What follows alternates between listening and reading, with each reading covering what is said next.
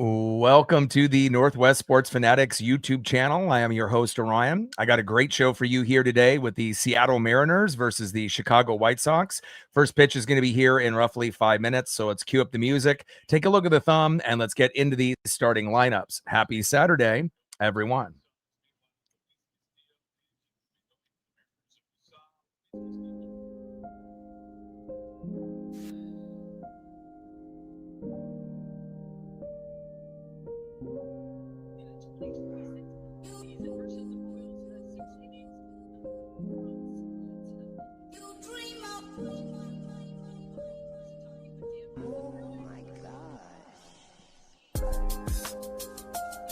And on the thumb, on the left, it is the big dumper catcher, Cal Raleigh. And on the right, 9-hole hitter today, catching for Chicago, Edgar Cueto.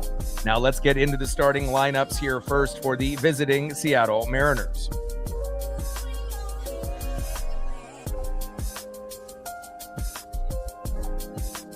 Leading off for the Mariners in right field, Rob Refsnyder. Batting second, playing DH today for Seattle, big dumper, Cal Raleigh. Batting third, playing center field, it's J-Rod, Julio Rodriguez. Batting cleanup, batting fourth, first baseman, it's Nails, Josh Naylor. Batting fifth, playing left field, Randy Arozarena. Batting sixth, playing shortstop for Seattle, J.P. Crawford. Batting seventh, catching today for the Mariners, Mitch Garver. Batting eighth, playing second base, Cole Clutch Young. And batting ninth, playing third base, Leo Rivas. And on the mound for the Mariners with an 0-3 record, ERA of 6.29, it is La Piedra Luis Castillo. And now let's get into the starting lineup for the Chicago White Sox.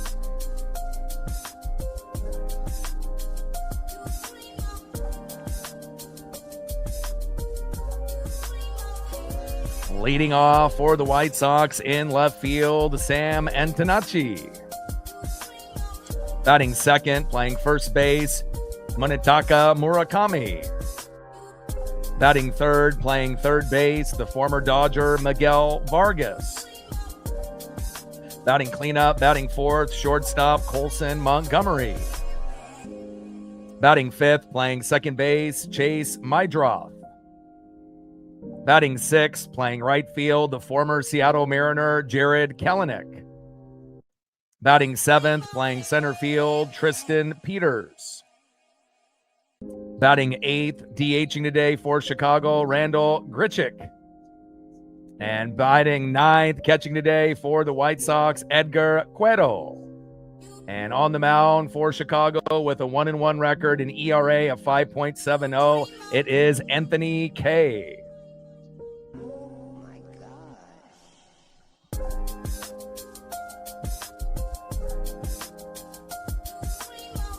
Let's get situated with all the screens. Hopefully everyone is having a fantastic day. Shout out to my boy Brooks Beats with the best beats on YouTube. We'll be shooting for 100 likes, 100 on that dono train. And 5 to 15 subs. Let's get it, baby.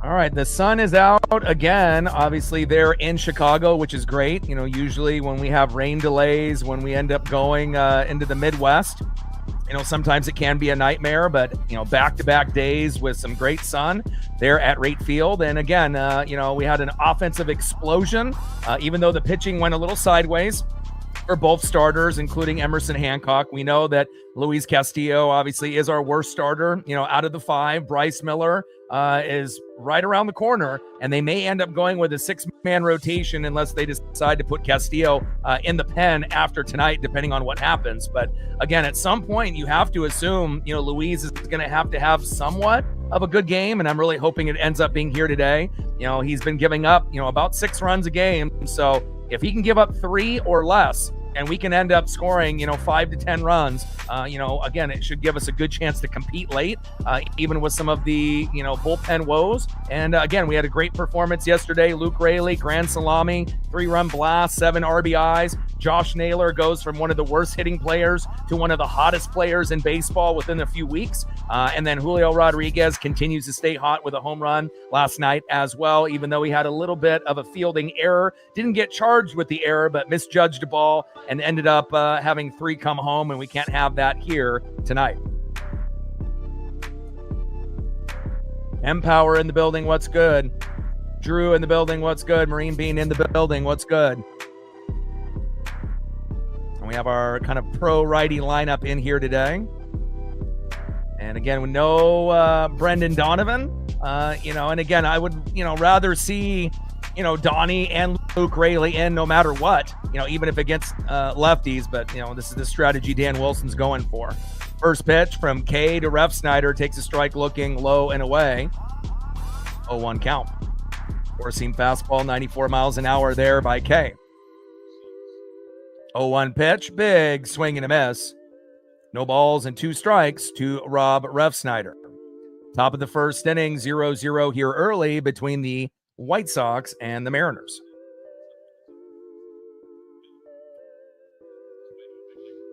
Oh, 2 pitch to Ref Snyder, low and away. Good patience there. 1 ball and 2 strikes to Rob Ref Snyder. Now, Anthony K coming in with a 1-1 record, ERA of 5.70, so he hasn't been that great either. And we have Rob Ref Snyder leading off here in right field.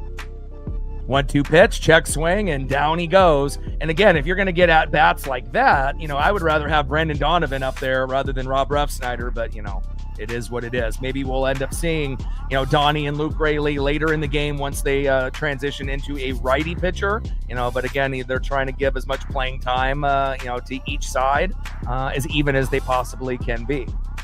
Next up, DHing for Seattle, it is Cal Raleigh. Obviously has struggled in the last 3 games, going 0 for 13, DHing in the first 2, playing catcher yesterday, and now back to DH, and hopefully we'll be able to get at least a hit out of Cal in this game.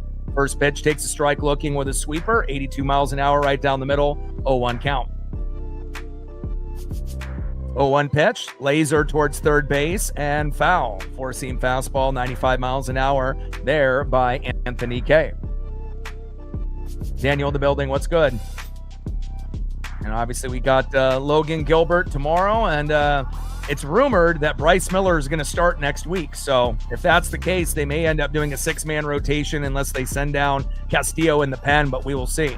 0-2 pitch, big swing and a miss. Down goes Cal, and that is 2 away. Not the greatest at-bats here early on for the Mariners.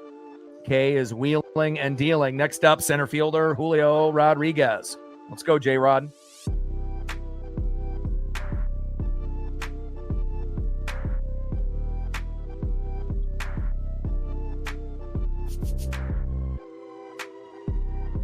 First pitch, high and inside with a cutter, 92 miles an hour there by Anthony K. 1-0 count.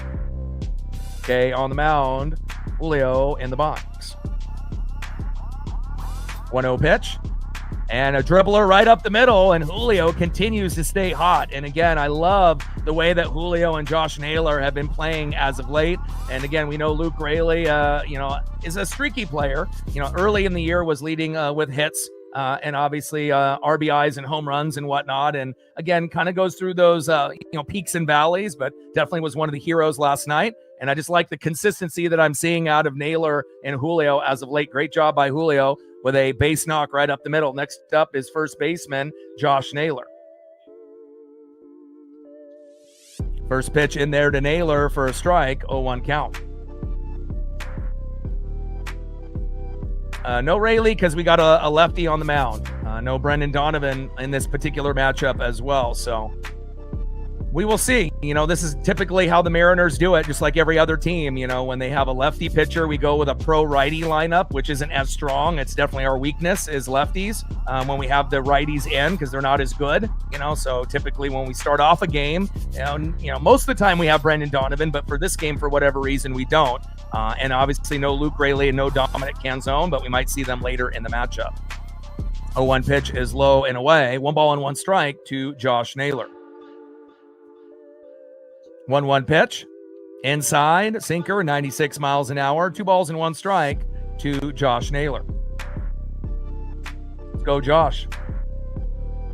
That's the best start I think Julio has had, to start off, even though he was struggling in the first 10 games with Cal and Naylor. Cal got injured and is now continuing to struggle, but at least Naylor and Julio have been getting very hot as of late.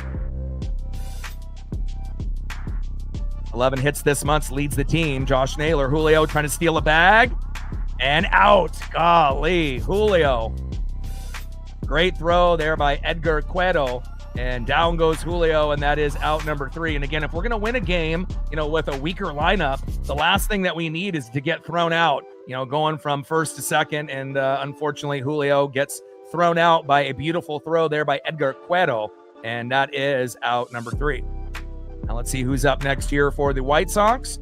And this one kind of feels like it's going to be lower scoring, unless they end up bringing in a righty and we can implement, Brandon Donovan, Luke Raley, and Dominic Canzone. There's no way we're going to be putting up 12 runs today, but I'm hoping, that we can get closer to 5. But how many is Luis Castillo going to give up? We will see.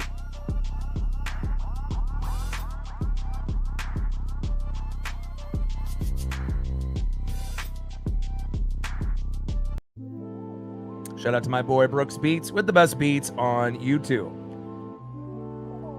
Next up for the White Sox, leading off, left fielder Sam Antonacci. Batting second, first baseman stud Munetaka Murakami. Right there with Aaron Judge leading the MLB with 15 home runs coming into today. And batting third, the former Dodger in the 3-hole, third baseman Miguel Vargas.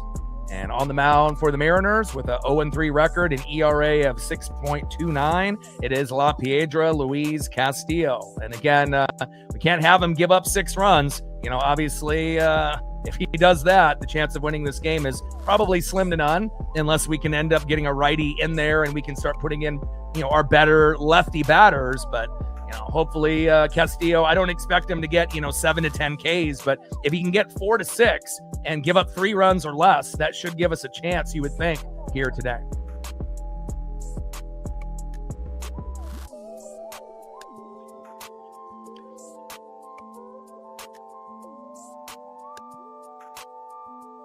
$90 subs to go to 24,100.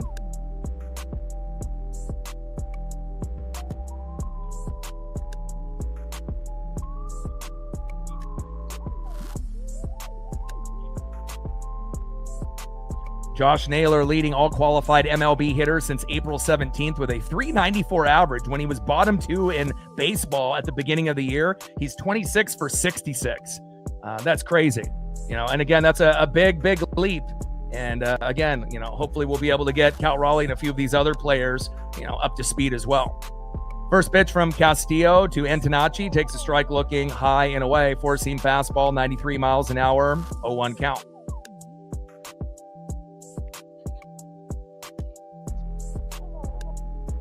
Oh, 0-1 pitch, high and away. 4-seam fastball, 93 miles an hour there by Castillo. 1 ball and 1 strike to Sam Antonacci.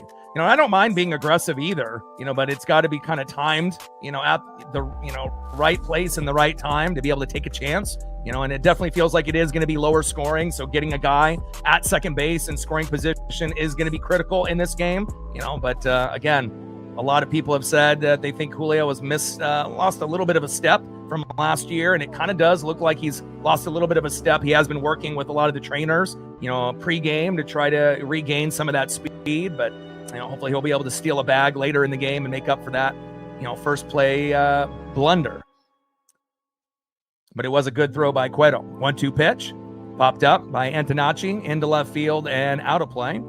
1 ball and 2 strikes with nobody on and no outs. Bottom of the first inning, 0-0 here early between the Mariners and the White Sox. So again, 4 to 6 Ks, is reasonable. And again, if he can do that and give up 3 runs or less, even with this kind of poor lineup with more righties, with no Donovan, no Luke Raley, and no Canzone, at least early, you would think that should give us a chance. And again, if it ends up being lower scoring, we got to pray that we get to at least 3. Because if we don't get to at least 3 with Castillo on the mound, it could be tough sledding. 2-2 pitch, and Antonacci with a hard hit ball into left field and into the gap off the wall. Randy is there, and luckily that turns into only a single and not a double.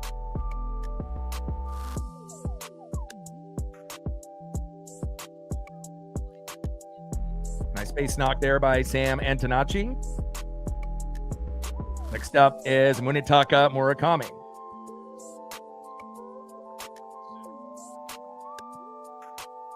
And he's homered in 8 straight season opener starting games, against every different team. And that is pretty wild, but hopefully, we can limit the damage here.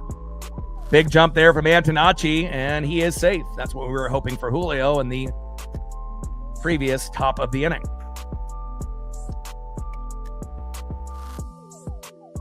And we are not challenging that play. And we got Garver, behind the plate. And again, Cal's throws have been a little off, and Garver's have been a little bit more accurate, but just not in time there.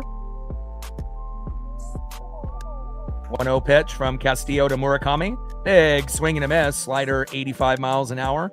1 ball and 1 strike with a runner at second and no outs. Bottom of the first inning, 0-0 here early between Castillo and Murakami. 1-1 pitch, fouled off, high and away. 4-seam fastball, 94 miles an hour there by La Piedra. 1 ball and 2 strikes with a runner at second and no outs. Bottom of the first inning, 0-0 here early between the Mariners and the White Sox.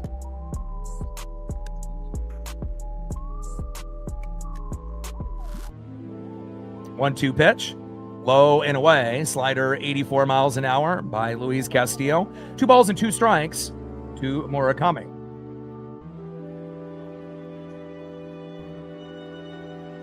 And I'm very curious to see if we are going to go into a 6-man rotation when Miller comes back next week, or if they're going to drop Castillo into the pen.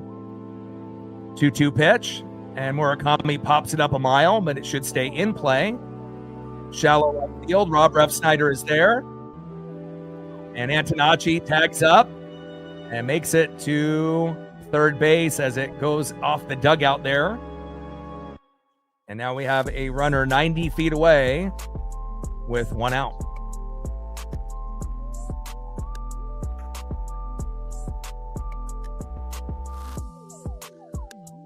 Next up in the 3-hole, former Dodger third baseman Miguel Vargas.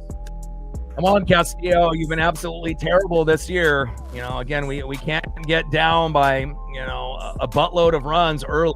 You've been giving up 6. And again, it's not like we're going to throw up 6 every game either. So now, obviously, if he throws up, 5 or 6 and the White Sox take a big lead and we play like yesterday, then, we'll still be okay. But, typically when Castillo does what he does, we normally don't get to 5 runs. So this will be very key to hopefully hope that we can, leave this runner stranded at third. But if they do score, hopefully it's only 1 here in the first inning. 0-1 pitch, high and inside. 4-seam fastball, 94 miles an hour there by Castillo. 1 ball and 1 strike to Miguel Vargas.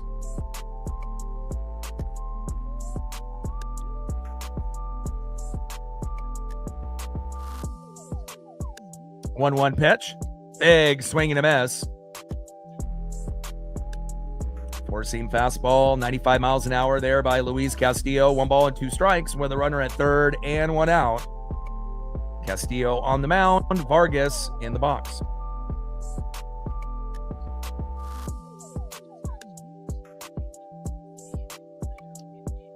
One-two pitch, low and at the knees.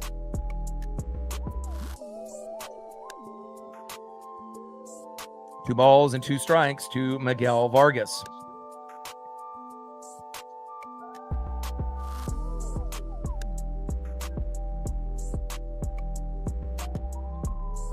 2-2 pitch.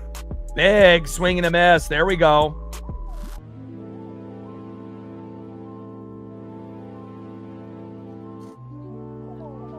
We like that. Anytime Castillo can get a punch out and bring a little bit of electricity for us. You know, in his last start, he was good for the first 3 innings before he had a meltdown and gave up 4 in the 4th. So, you know, again, he can be good at times, but he just hasn't been able to put together a good game yet.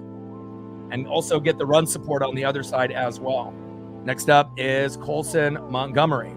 First pitch to Montgomery, big swing and a miss. Slider 83 miles an hour, high and away by Luis Castillo, 0-1 count.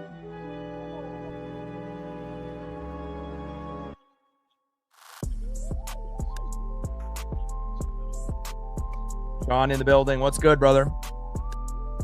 0-1 pitch from Castillo. Big swing and a miss, high and away. 4-seam fastball, 94 miles an hour, there by La Piedra. No balls and 2 strikes to Colson Montgomery. And again, if we can keep that runner stranded at third, you know, with this weaker right-handed lineup going against a left-handed pitcher, you know, this would be ideal. This one is going to be probably the hardest one to win out of the 3 games. We got Logan Gilbert on the mound tomorrow, and we'll find out if we end up going against a lefty or a righty. Hopefully it ends up being a righty versus righty matchup. 0-2 pitch from Castillo, 0 and away. 1 ball and 2 strikes to Colson Montgomery. Slider 84 miles an hour there by Luis Castillo. Castillo on the mound, Colson Montgomery in the box. And Montgomery had that play on Julio last night that ended up scoring 3, and he ended up getting a double off of it yesterday. Line drive there towards first base with the laser and foul. Slider 84 miles an hour there by Castillo. 1 ball and 2 strikes with a runner at third and 2 outs. Bottom of the first inning, 0-0 here early between the Mariners and the White Sox. And we had a fantastic game yesterday. Offense was really rolling. The only downside, Hancock got a little sideways. 1-2 pitch, hard hit ball, deep right field, back, gone. And Luis Castillo continues to struggle. And a big 2-run jack here early. And just like that, we're down 2-0 to the White Sox. Nice home run there by Colson Montgomery. And again, I wish I could say I'm surprised, but Luis Castillo definitely has been the worst pitcher. And, you know, if it's me, instead of running a 6-man rotation, I would throw him into the pen because I would rather have him be a liability for a half inning rather than a liability for potentially 6 innings. So, again, you know, we get Bryce Miller back next week. And again, obviously, if we lose this game and Castillo continues to play like this, it's only natural to put him in the pen, not have him as a 6th starter on this team. So, and just like that, we're going to have an uphill battle. But it doesn't mean that we can't come back. I mean, if the offense can get going, you know. But again, 5 runs, 7 to 10 hits, that's going to be the magic number. But that still may not be enough since Castillo has been giving up about 6 runs a game. 0-1 pitch, little dribbler towards third. Rivas is there. Throw to first. And Naylor with the tag on first base, and that is out number 3. You know, and it shows, you know, sometimes, you know, Father Time is undefeated. And, you know, certain guys are good, you know, and then all of a sudden, you know, they get to a point where they just don't got it anymore. And, you know, if I was running the team and I had an option to be able to move him, even though he's one of the higher paid guys on the team, I wouldn't even have wanted him, you know, coming in, you know, to this year. If we could have found a trade partner and got rid of him, that would have been ideal, but I don't think really anybody wants him.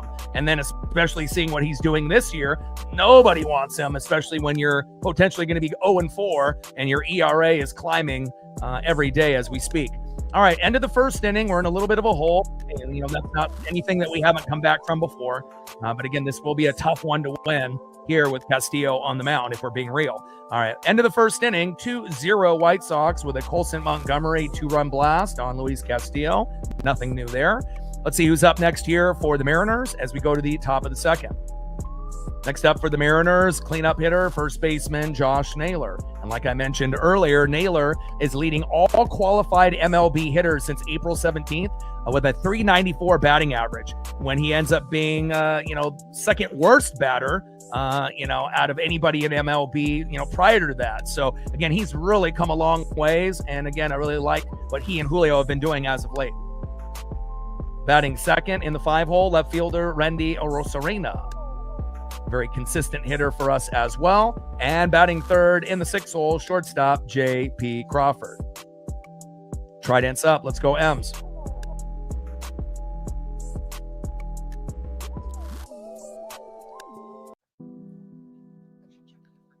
Shout out to my boy Brooks Beats with the best beats on YouTube. 90 subs away from 24,100. Let's see where we're at, making some ground on the likes here so far.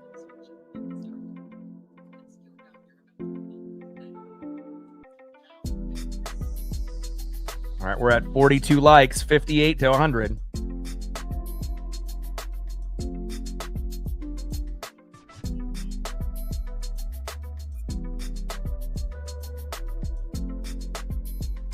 First pitch to Josh Naylor, taking a strike, looking with a sinker, 94 miles an hour, right down the middle, 0-1 count.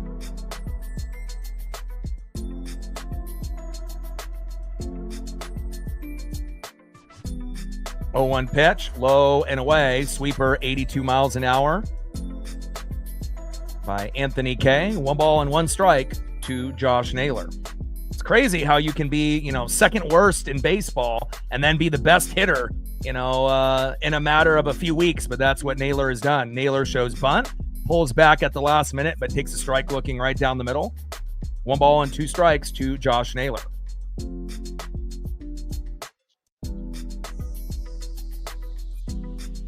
Yeah, Castillo normally is not trustworthy, but this year, absolutely terrible, and again, I don't want him on the starting rotation anymore, put him in the pen. And again, if he's going to have a meltdown, it's better to have a meltdown for a half inning, in the 6th, 7th, or 8th if we use him that way, rather than have him be a starter. 2-2 pitch. And Naylor pops up. And even if Bryce Miller ends up struggling when he first comes back, I think a lot of us fans can deal with that. Obviously Miller has been out for a few months, and, again, we assume that it's going to take him a little time to get going. And I think we have a little bit more patience with Bryce Miller, coming off the injury, rather than what we have seen so far with Luis Castillo and this small sample, within this first, 38 games or so. And that is 1 away. Next up is Randy Arozarena. First pitch, hits it towards third base and foul with a cutter, 91 miles an hour, 0-1 count. But again, it's exciting that Bryce Miller will be back, even though he might be a little shaky. To start off, Victor Robles around the corner as well. And then we're still a few weeks away from Brash and Spire. And we'll see how long it takes for the Mariners to call up Colt Emerson. And he's still balling, obviously, for the Tacoma Rainiers. Kate Anderson as well, and the farm system is doing fantastic. 1 ball and 1 strike to Randy Arozarena. Pitches low and away with that changeup by K. 1-1 pitch. And a little blooper towards third base and foul. Sinker, 94 miles an hour there by Anthony K. 1 ball and 2 strikes with nobody on and 1 out. Top of the second inning, 2-0 White Sox with a Colson Montgomery 2-run blast on Castillo. He averages more than 6 runs given up per start, and he's 0-3, so we need really the bats to come alive. Big swing and a miss. Down goes Randy, and that is 2 away. Next up for the Mariners in the 6-hole, shortstop J.P. Crawford. And again, Anthony K's ERA is close to Castillo's, 5.70, but at least he has a win. He's 1-1. So obviously with Castillo 0-3, and again, it's going to take a lot to be able to win every time, Castillo is on the mound. First pitch. Takes a strike looking on the corner. Sinker, 95 miles an hour, 0-1 count.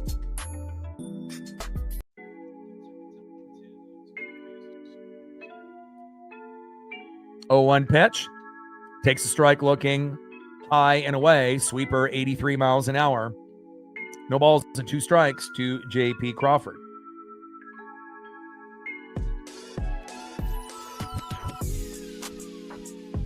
Oh-2 pitch. Low and away, sweeper, 83 miles an hour, 1 ball and 2 strikes to J.P. Crawford.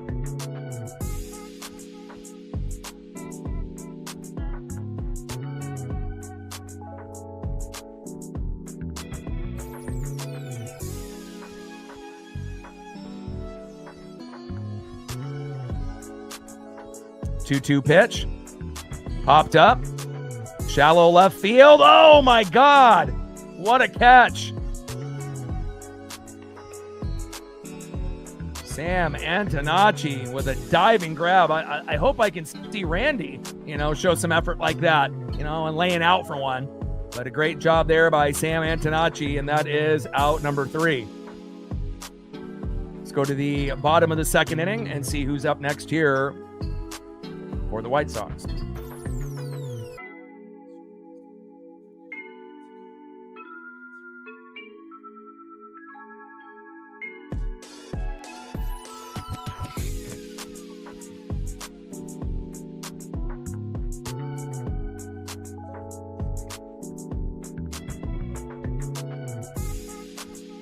Next up for the White Sox in the 6th hole, right fielder Jarred Kelenic.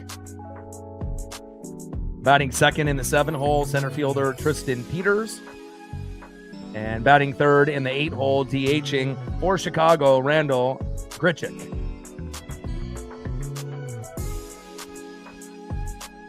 Trident's up. Let's go, Ems.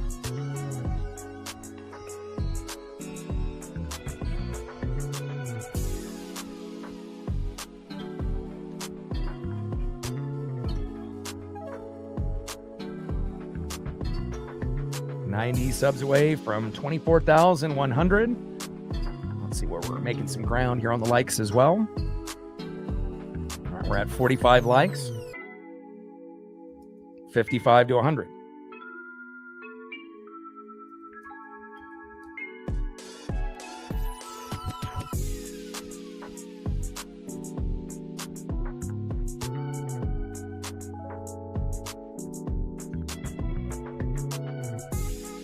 '50th anniversary for the Seattle Mariners. Rick Riz, 40 plus years on the radio, retiring after this year. Got to be able to win it for Riz, and shout out to baseball heavens, Dave Niehaus. Got to do it for the two of them. Let's go to the bottom of the second inning, and hopefully Castillo does not give up another home run.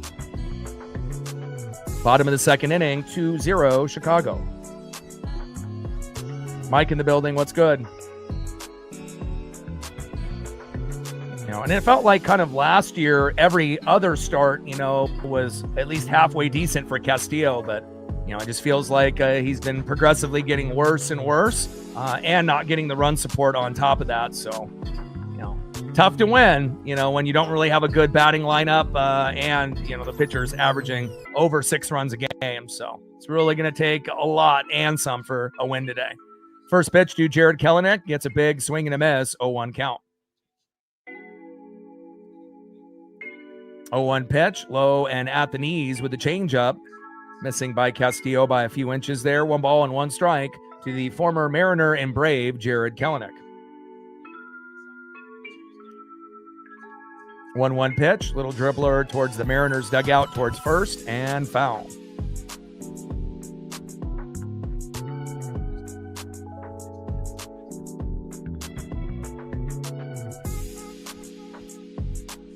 So they're going to do a 6-man rotation. That's what was kind of rumored, but why? Castillo's fucking terrible. Send him to the pen and just run a 5-man rotation. Just because you're paying him a lot of money, that can't be the only reason. At some point you got to, understand what you have. And just because someone is getting paid a certain amount of money, that doesn't mean that they deserve to stay there for the whole season. 2-2 pitch, a little dribbler up the middle, and a nice base knock there by Jarred Kelenic.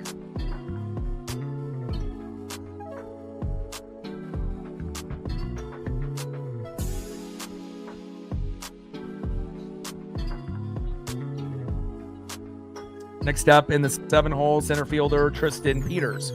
But again, like, how many L's does Castillo have to take, before management realizes that they need to move him to the pen? Does he need to go 0-8? Is that what the magic number is? He needs to go 8 losses, no wins, ERA of like 10, and then they're finally going to give in and say, yeah, he can't pitch here anymore. At least not, as a starter until he gets better. I'm not really sure how many losses he has to take, what his ERA needs to be before they just say enough is enough and put him in the pen. And even when he goes into the pen, it's not like we're going to enjoy it, based on how he's pitched this year. But he's got a better chance on actually doing good in a half inning rather than doing good across 6 innings. So it might actually be good for him to be a guy in the pen. And obviously we have some issues in the pen with injuries that could help us there. Now, if we get the good Castillo, not the bad Castillo. Same thing with Mooney. We have him come into a game. We need the good Mooney, not the bad Mooney. 1-0 pitch to Peters. Big swing and a miss, high and away. 1 ball and 1 strike with a runner at first and no outs. Bottom of the second inning, 2-0 Chicago. Dylan in the building, what's good? Bottom of the second inning, runner at first with no outs. Chicago up 2-0 here early. 1-1 pitch. And Peters bunts foul towards first base. 1 ball and 2 strikes with a runner at first and no outs. Bottom of the second inning, 2-0 Chicago. Good old Puyallup.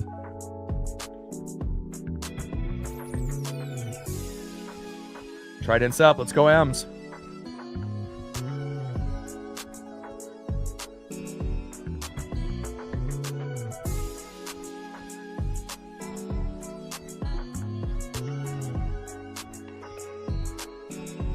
One-two pitch, and fouls that one off, out of play.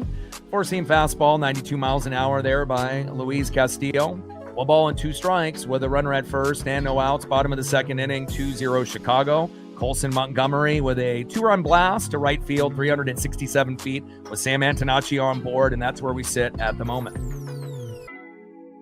1-2 pitch. Pulls that one towards first base and foul. Change up 85 miles an hour there by Castillo.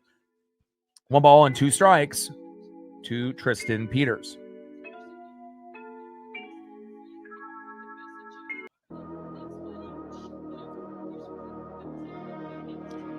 The chance of Castillo doing what Naylor did, going from worst to best, is probably 0%. I don't think anyone thinks. I don't even know if he can even be better than anybody. And again, we know Logan Gilbert has been kind of up and down, and overall, Kirby and Wu and Hancock have been overall pretty good. Gilbert started off really slow and has gotten a little bit better as of late. So at least we have a little bit of promise there. But there hasn't been any, sign of any light at the end of the tunnel for Castillo, and again, last year, at least it was like, okay, you're going to have a bad start, but then you had at least some optimism that he would, play well the next one.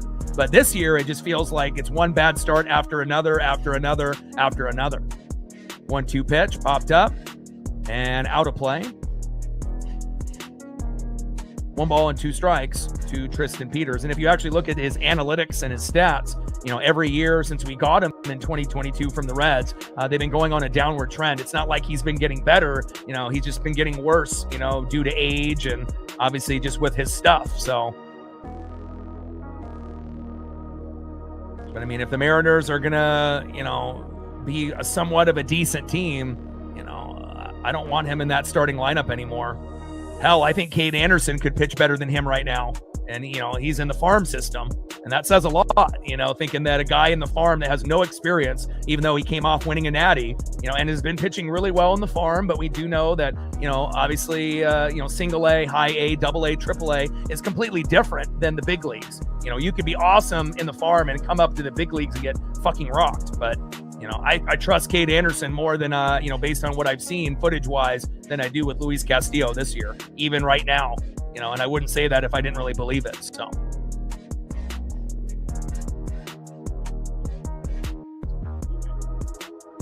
and Peters strikes out, and that is 1 away.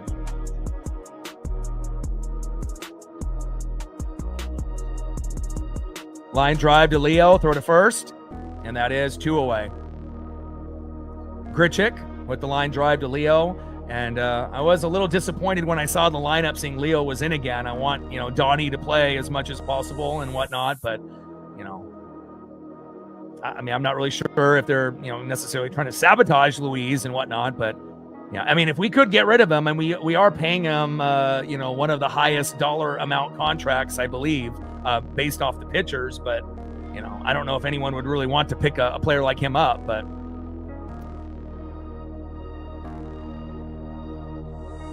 first pitch to Edgar Cueto, high and inside, 1-0 count.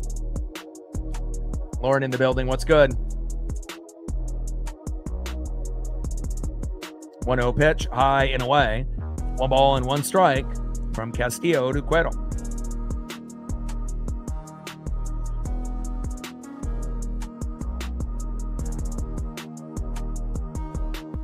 1-1 pitch, high and away. 2 balls and 1 strike from Castillo to Cueto. And remember, he used to be the 1, and then now he's gone all the way to the 5, but I mean, he's not even good enough to be in the rotation anymore. I mean, it's not like we score, 6 to 10 runs or, putting up double digits like we did yesterday. That's not common for us, at least, at this point in the year. So he's got a better chance to be, a decent player, in the pen pitching a half inning than he does to be a starter, and having meltdowns for 6 or even less than that if he gets pulled. 2-2 pitch, popped up and out of play. 2 balls and 2 strikes with a runner at second and 2 outs, bottom of the second inning. 2-0 Chicago.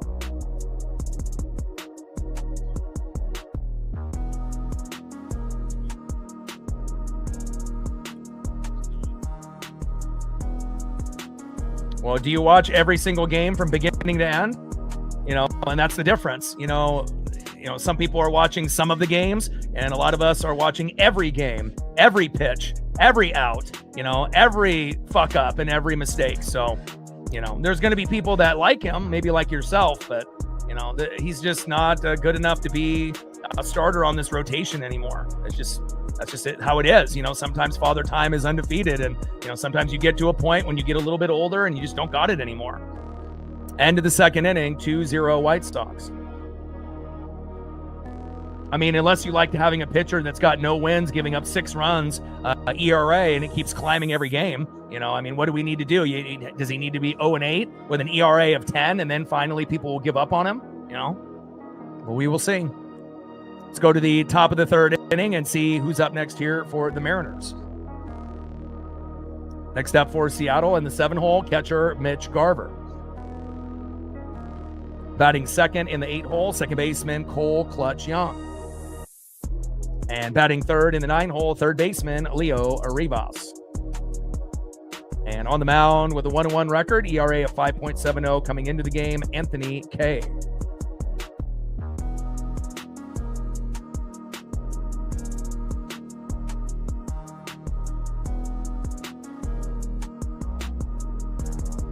End of the second inning, 2-0 White Sox. 90 subs away from 24,100. And hopefully Garver, Young, and Rivas will get us going.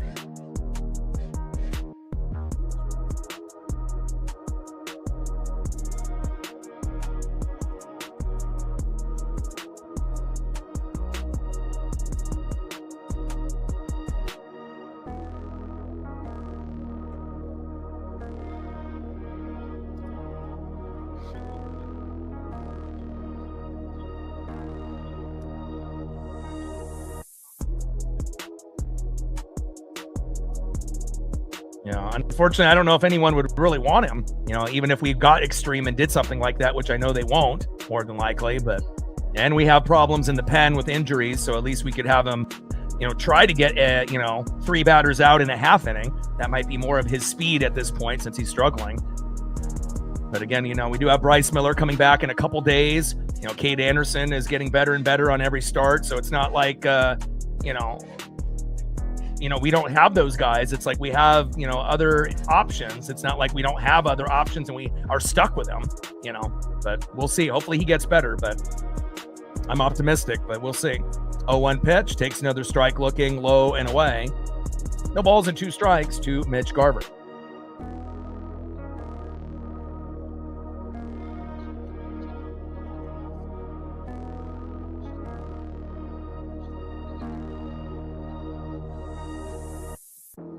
Oh, 2 pitch, low and into the dirt with the changeup, 84 miles an hour, 1 ball and 2 strikes to Mitch Garver. And again, hopefully they'll end up swapping into a right-handed pitcher so we can bring in, some of our better left-handed bats, Brandon Donovan, Luke Raley, Dominic Canzone, because if not, we're probably going to get 3 runs or less, and that more than likely is not going to be enough to win this game, considering Chicago's already at 2. 1-2 pitch, fouled off, low and at the knees. Cutter, 91 miles an hour there by Anthony Kay. 1 ball and 2 strikes with nobody on and no outs. Top of the third inning, 2-0 Chicago. Hawks in the building, what's good? Little dribbler there by Garver. Kay, throw to first, and it's wild. There we go. And Garver with a little dribbler towards the pitcher, and he gets a double out of it. I love it. And again, that's why bunting is so essential, and just getting these little bloopers in front of the pitcher, because again, a lot of times, they get the ball, they freak out, and they, end up making a wild throw, and Garver ends up getting a double out of something that could have been a single or an easy out, if he just would have had his composure. But again, that's why it's so important to be able to play a little bit of small ball and sometimes get a little lucky with a little bloop right in front of the pitcher like that. Next up is Cole Clutch Young. Let's see if Cole can get an RBI here for the Mariners. First pitch inside for a strike, and Cole got beaned twice. Once on the elbow and once on the butt cheek, so hopefully that doesn't happen here today. Runners in scoring position, batting .343, 12 for 35 with 20 ribbies. 0-1 pitch, low and away. Sweeper, 82 miles an hour, missing by maybe a half inch, if that. 1 ball and 1 strike to Cole Young. Come on, Cole.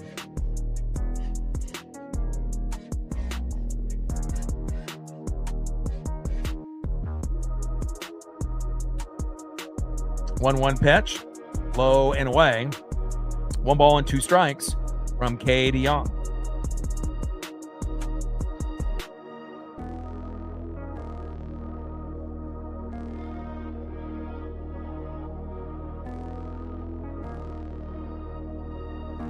One-two pitch, and Cole Young with a laser in left field, but foul.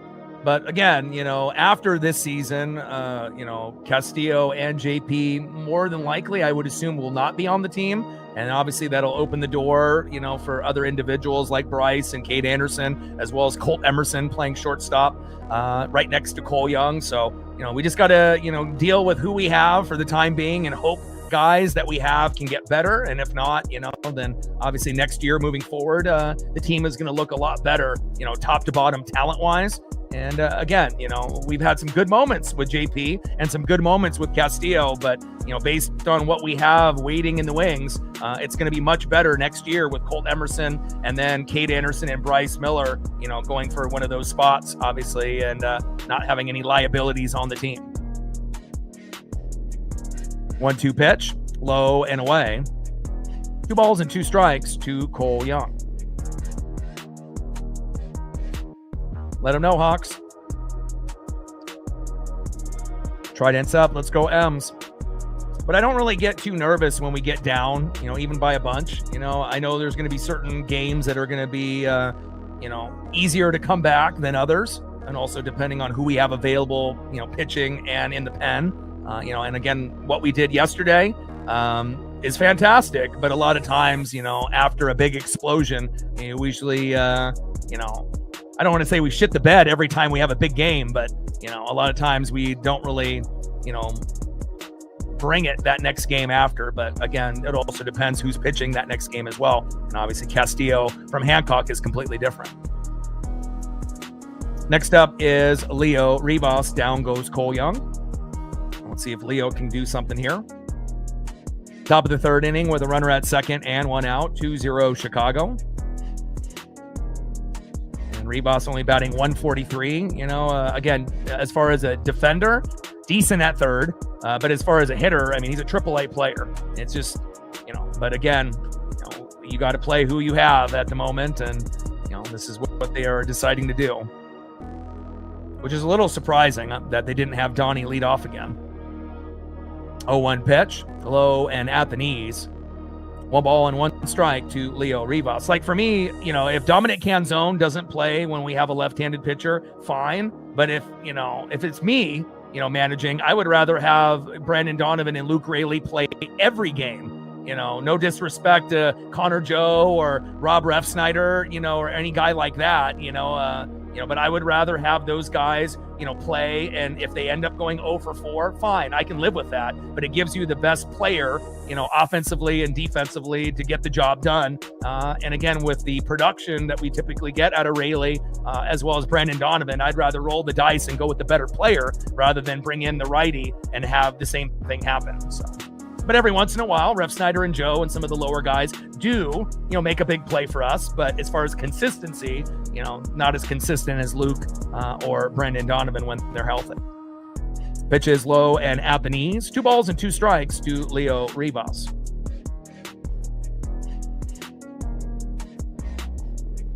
2-2 pitch, high and inside. Count now is full. 3 balls and 2 strikes from K to Rivas.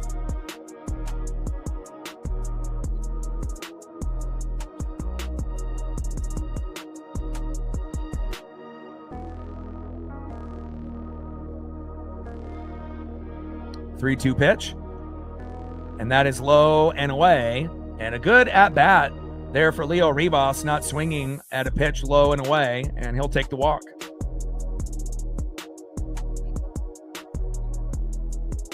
And again, we need to take advantage of guys getting hit by pitches and walks and make sure that we're driving in home runs and RBIs. And we showed, when pitchers have meltdowns, we do have the ability to make big things happen, but we just haven't been getting walked or, hit by pitches often by teams so far this year. But again, we did yesterday and we exploded. So let's see if Rob Refsnyder can get a hold of a pitch right down the middle. Might be the only player that I'm okay with swinging on the first pitch if it's right down the middle.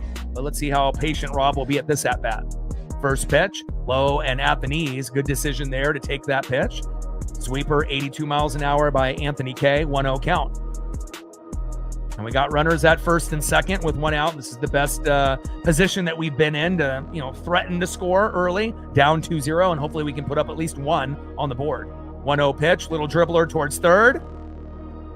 And toe tap on the bag, and Vargas was going to make the throw to first, but hesitated, and that is 2 away. Down goes Refsnyder. Next up is the big dumper, Cal Raleigh. And again, Cal has, struggled tremendously, in the last few games. And, this would be a game that we would definitely need a Cal Raleigh home run, to help us, kind of combat this weaker lineup. And I'm hoping Cal will be able to, get a home run or at least a single, or an RBI to, kind of help us with this weaker lineup that we have here with Castillo on the mound this Saturday evening. Top of the third inning, runners at first and second with 2 outs. 2-0 Chicago. Next up is the big dumper, Cal Raleigh. 0 for 14 so far since his comeback from the injury.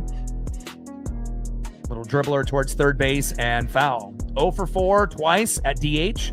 Obviously 0 for 4 yesterday as a catcher.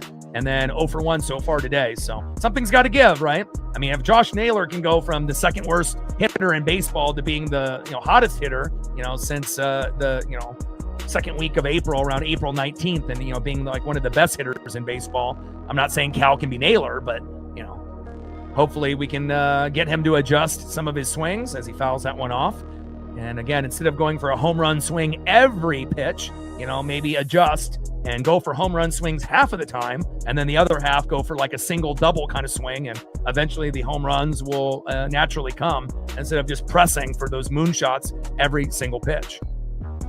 Top of the third inning, runners at first and second with 2 outs. Chicago up 2-0, and time is called. Anthony K steps off the mound. K on the mound, big dumper in the box. Come on, Cal. I mean, this is definitely one of these games where the pitching is weak, where we could definitely use a big unexpected home run. 0-2 pitch, popped up in right field and out of play. Four-seam fastball, 96 miles an hour by Anthony K. No balls and 2 strikes with runners at first and second and 2 outs. Top of the third inning, 2-0 Chicago.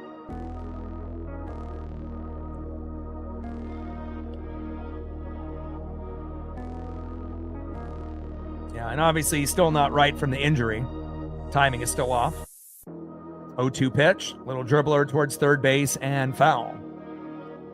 And within the last few games, he's getting a little bit more contact, and just a lot of foul balls, but in those first couple games, it was just big, whiffs and, not even, fouling off really anything, just striking out on 3 or 4 pitches in those first couple games back. So, he's slowly, trying to find the rhythm, but nowhere near what we need him to be at this point.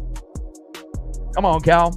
Yeah, I would agree. Definitely looks stiff, looks injured still, still feels, like the timing is off. And, even if he may not admit it to the team, but hopefully he'll get better. 0-2 pitch popped up in foul territory, and it drops. Oh my God, we got lucky there. Two White Sox almost collide into each other, and somehow, some way, it bounces in between Kelenic and Murakami.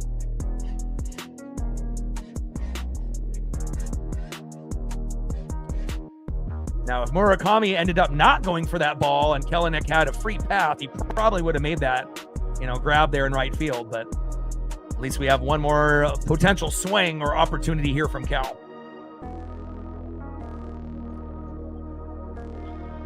Trident's up. Let's go M's. But again, sometimes, the guys that you least expect to be a hero, sometimes end up being that guy. So, who knows? Maybe, Rob Refsnyder or JP Crawford or Cal Raleigh, will end up doing something here today. Or Mitch Garbus or Leo Ribas for that matter. I mean, we got quite a few of them. We got like 5 in the lineup, so that we don't really expect too much of. 0-2 pitch. Popped up and out of play.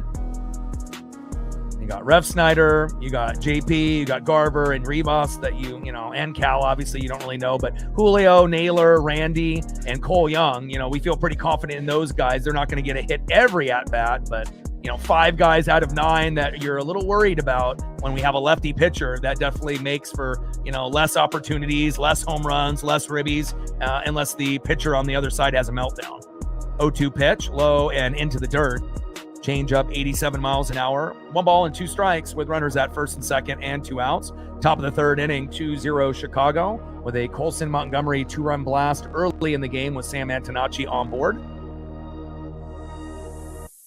Come on, Cal. I mean, honestly, at this point, I would just be happy if Cal got on with a single. 1-2 pitch. Low and away. Slider 83 miles an hour missing. 2 balls and 2 strikes to the big dumper, Cal Raleigh, and that was pitch number 8 at this at-bat, so this will be pitch 9 incoming here from Anthony K.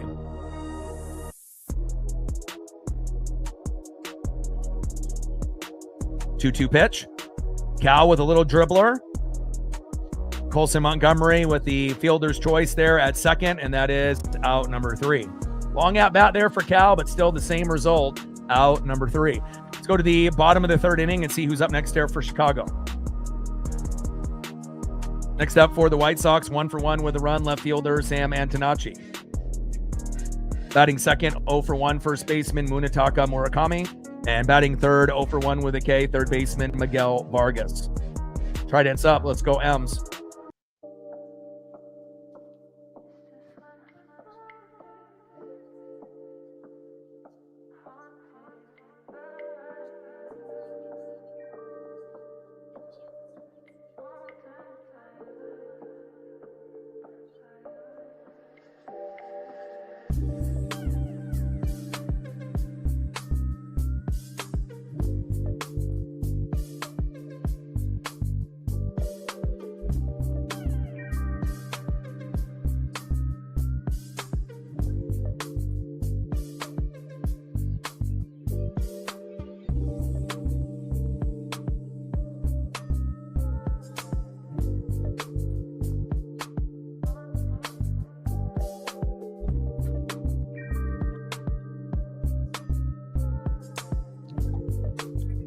Go to the bottom of the third inning, 2-0 Chicago.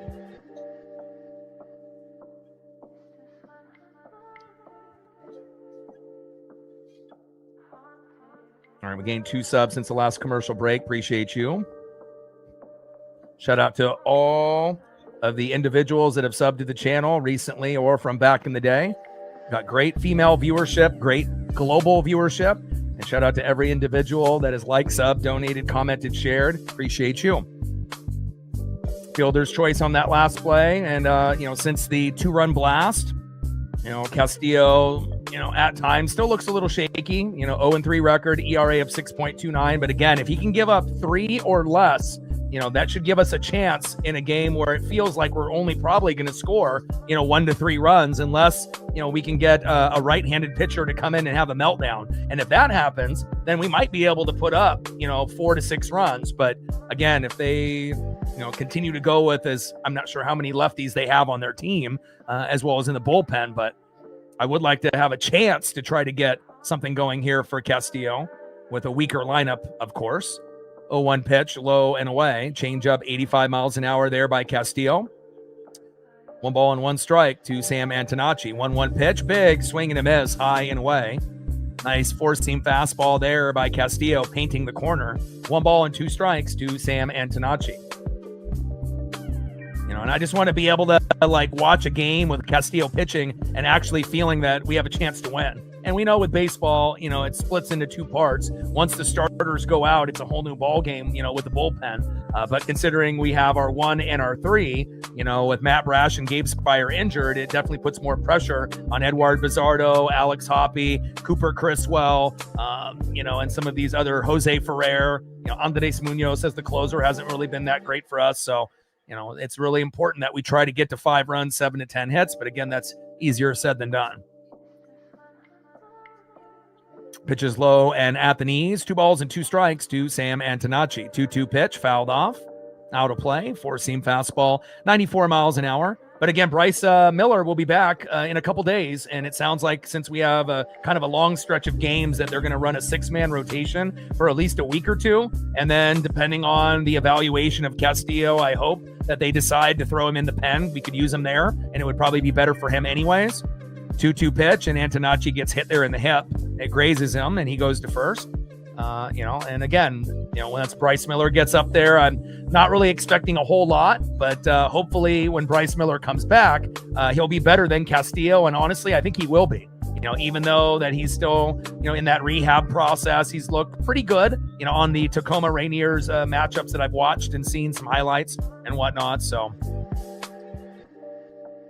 and we know Logan Gilbert was a liability at the beginning of the year, but Logan has been getting a little bit better as the year has progressed. So I got more trust in Gilbert than Castillo, of course, as everyone. Next up is Murakami, leading MLB with home runs with 15 with Aaron Judge coming into today. And it's kind of cool to see the White Sox with an identity, instead of just being this bottom feeder team and, no hope for them, with Murakami on the team, it gives them a little bit of this swag and edge. And again, no one expects them necessarily to make the playoffs this year, but again, they are much improved. And again, good for them, to be able to have a team where the fans can actually appreciate. First pitch takes a strike looking low and away, 0-1 count. 0-1 pitch, laser into right field. And foul. Change up 85 miles an hour there by Luis Castillo. No balls and 2 strikes from Munetaka Murakami.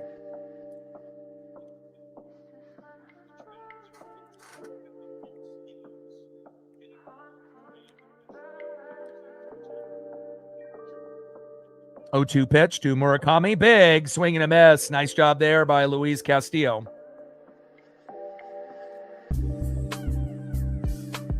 And down goes Munetaka Murakami, their best hitter, and that is 1 away.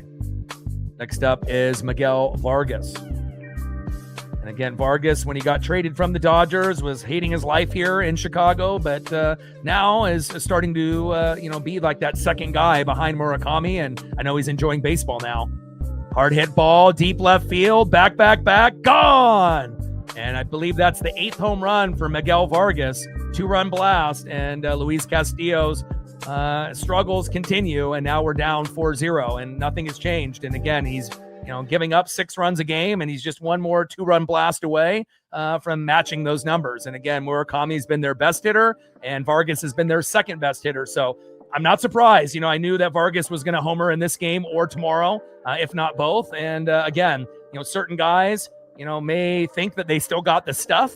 And again, sometimes when you get a little overconfident in some of your abilities and you hang one right over the plate, even guys that may have been given up on by the Dodgers with Miguel Vargas, obviously is starting to find a little rhythm here in 2026 with his Bash Pro Murakami.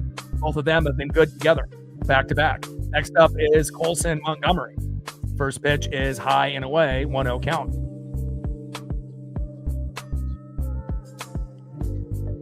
Appreciate that, DK. 1-0 pitch, big swing and a miss. 1 ball and 1 strike to Colson Montgomery. But again, how many, home runs, how many losses, how much does the ERA have to go up before we decide, yeah, he needs to be either cut or, put in the pen? He's just not good enough to be a starter.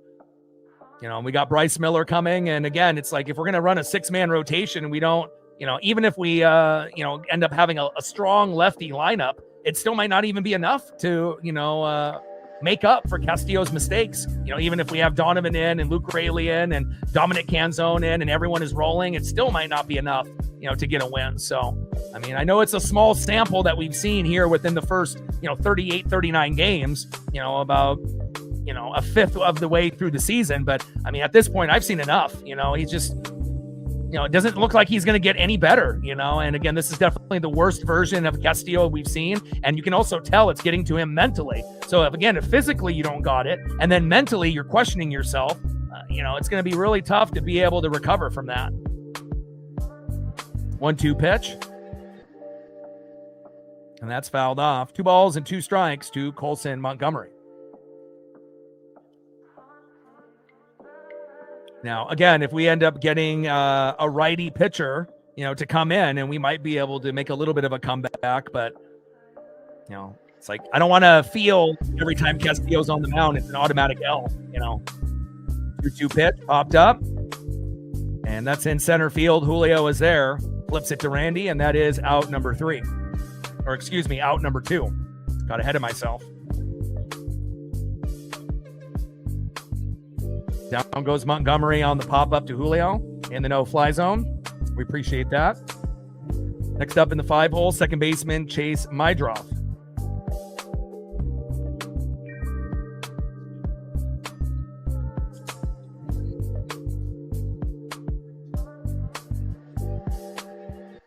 But again, we'll see, what they decide to do. But again, if he goes 0 for 8 and his ERA is like somewhere between 8 and 10, I think at that point, you got to just say it's over, man. We can't have you be a starter anymore, especially when you have Bryce Miller there. It just doesn't make sense to have a 6-man rotation for a guy that can't win a game and, gives up home runs left and right every single start. So, but we will see.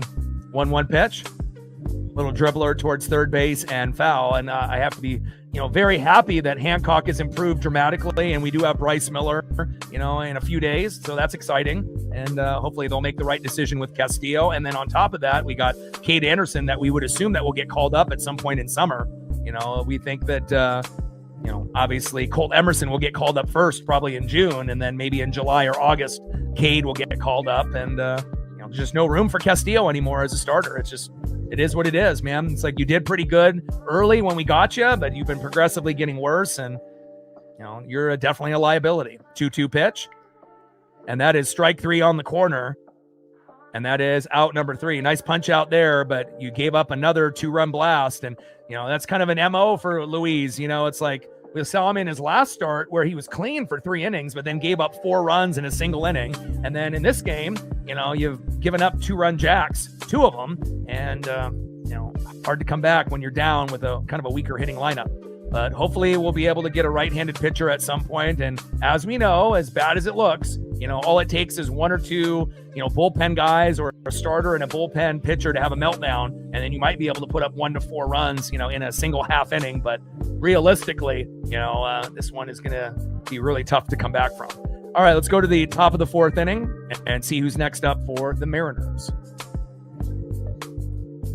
Next up for the Mariners in the top of the 4th, 1-for-1 center fielder stud Julio Rodriguez. Batting second, 0 for 1 first baseman, it's Nails, Josh Naylor.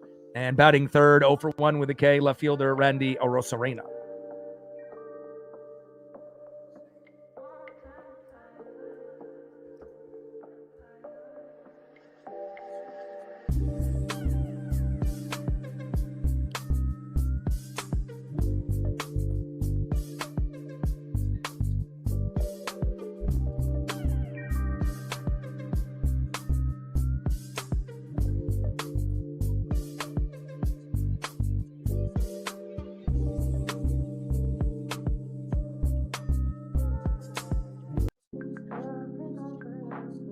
Shout out to my boy Brooks Beats with the best beats on YouTube. 88 subs away from 24,100. Gained another sub moments ago. Appreciate you.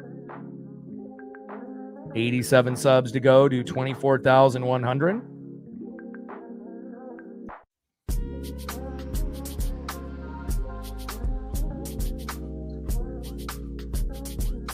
We're at 60 likes, 40 more to get to the goal.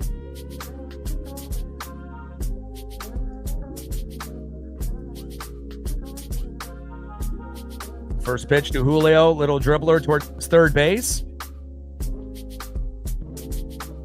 And Vargas might have got hit in the face there.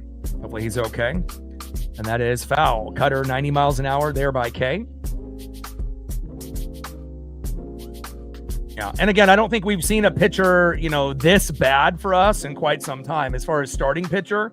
Obviously, since 2022, we have, really rebuilt this squad, and bringing in, obviously, Kirby and Cal and Julio. And since 2022, things are pretty damn good, for this roster, but if you go back prior to 2022, things were really sideways. We would be getting 15 to 20 strikeouts a game. We couldn't hit, sometimes pitching would be good, but there would be a lot of meltdowns. And, it's just, we have new expectations, of trying to be able to make it to the World Series. And sometimes you got to trim the fat and so to speak. And, it's not going to really hurt my feelings that, possibly Castillo and JP may not be on the team next year. Obviously, JP a little bit more likable than Castillo and whatnot. But, based on Colt Emerson's, momentum, coming to the squad, it's definitely going to be an upgrade. 0-1 pitch, high and away. 1 ball and 1 strike from Anthony K to Julio Rodriguez.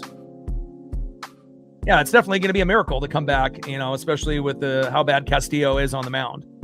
And we don't have our strong lineup in either. Little dribbler towards third base. Vargas, throw to first. And Julio safe by a mile. Nice hustle by Julio Rodriguez. Now, if we would have had Brandon Donovan in the lineup with Luke Raley and Canzone and not had this pro righty lineup, are we still at 4-0 right now? Maybe, but maybe we have 1 or 2, so...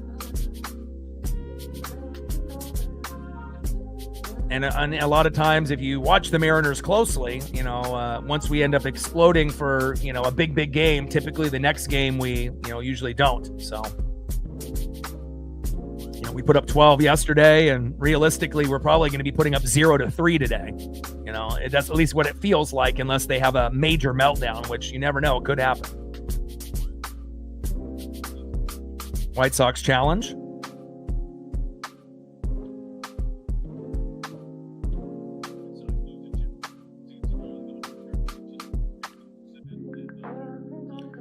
But at least we have some things that we can be excited about, like Julio's, consistency, Josh Naylor, going from, second worst hitter in baseball to the hottest hitter in baseball since April 19th. So again, there are a few things that we can kind of get excited about, and even though Hancock had 14 Ks and we lost that game, that's a big accomplishment for him, considering how bad he has been for us in previous years. So George Kirby's been pretty good. So, there still have been some good, bright moments.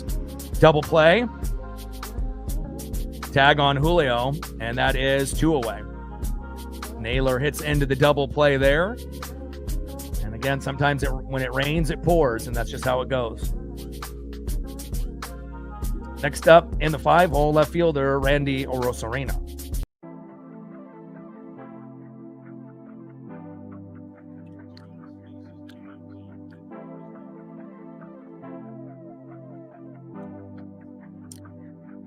First pitch is low and away, 1-0 count.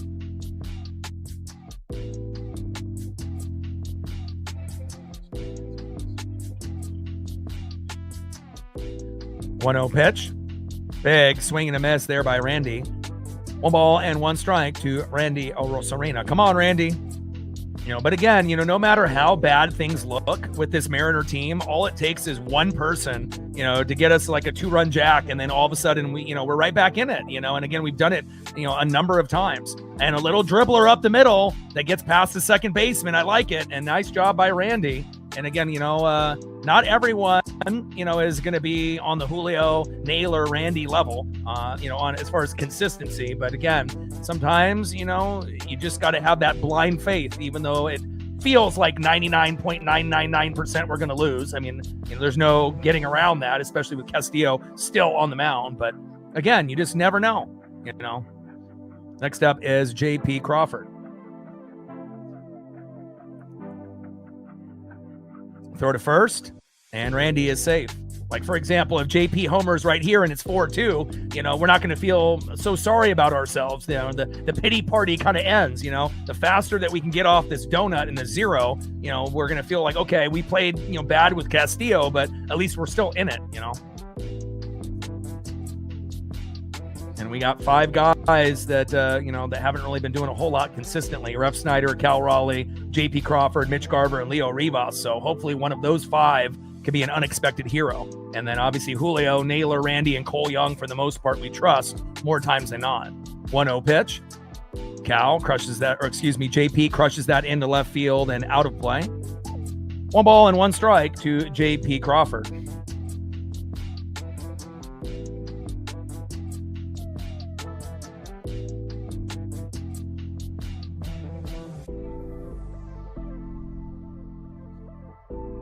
Top 10 in walk rate for us in 2026. 1-1 pitch, low and at the knees. 2 balls and 1 strike from Anthony K to JP Crawford. I mean, even getting us to 1 would be huge, but obviously if you can get that 2-run blast, and make it 4-2, and if we're like within 1 or 2 runs by the 8th, there will be a small chance that we could maybe make that rally. 2-1 pitch, hard hit ball by JP, but it's a laser right into left field. And a great catch there by Antonacci. And that is out number 3. Antonacci wheeling and dealing with defense out there.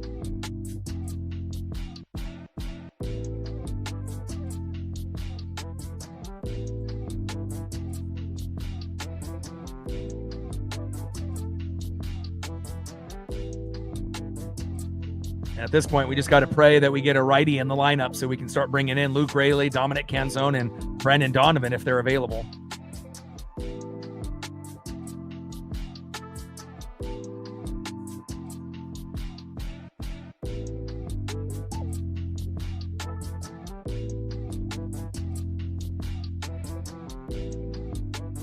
Next up for the White Sox, the former Seattle Mariner and Atlanta Brave in the 6th hole, 1-for-1 right fielder Jared Kelenic. Batting second, 0-for-1 with a K in the 7th hole, center fielder Tristan Peters. And batting third in the 8th hole, DHing Randall Grichuk, who is 0-for-1.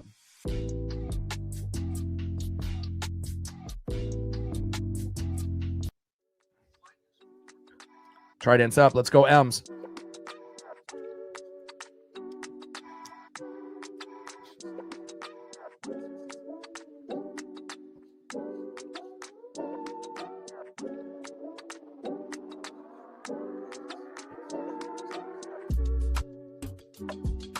Gained another sub since the last commercial break. Appreciate you.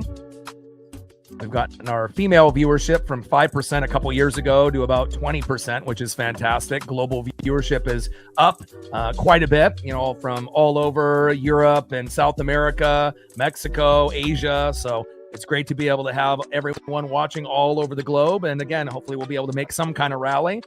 Even though it definitely looks like it's going to be really tough with Castillo on the mound, already giving up 2 2-run blasts. A 2-run blast by Colson Montgomery in the bottom of the 1st, and a 2-run blast by Miguel Vargas with Antonacci both on board on those 2-run jacks. And hopefully we'll be able to get a 2-run jack of our own before this one is over.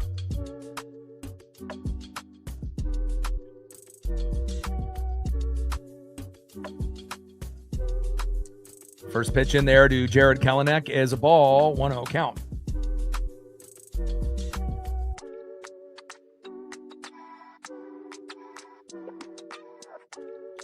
.1-0 pitch, popped up and out of play. 1 ball and 1 strike from Castillo to Kelenic.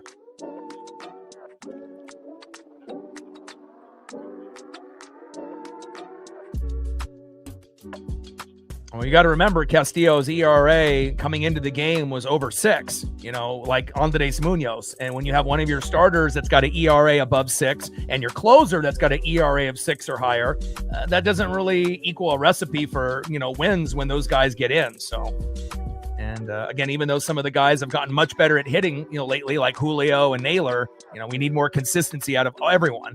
Little dribbler to Naylor, toe tap on the bag. We can always rely on Naylor's defense more times than not, and that is one away. Kellenick grounds out to first. One down. Down goes Jared. Next up in the 7-hole, center fielder Tristan Peters. 0-3 record, ERA of 6.29 coming into the game for Luis Castillo. And now his ERA has exploded to 6.69, and he gives up another 2-run blast. We'll see how close it gets to 7.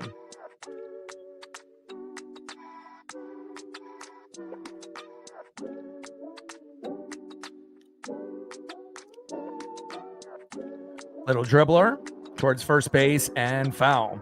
No balls and 2 strikes from Castillo to Peters.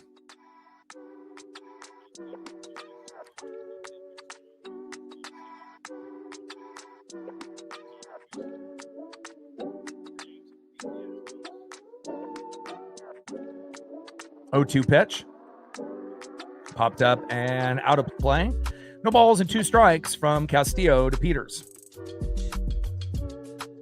Yeah, but luckily, at least Bryce Miller will be back in a few days, and it sounds like they're going to run a 6-man rotation for at least a little bit, but at some point, you got to move Castillo into the pen. I mean, that's the most logical move, besides cutting him. 0-2 pitch, and a line drive that goes right in front of Randy, and luckily, that ends up being a single, not a double. And we know what happens typically when ground balls go to Randy, but lately, a lot of them have only been singles, so we'll take that. Little base knock there by Tristan Peters. Next up in the 8-hole, DHing Randall Grichuk.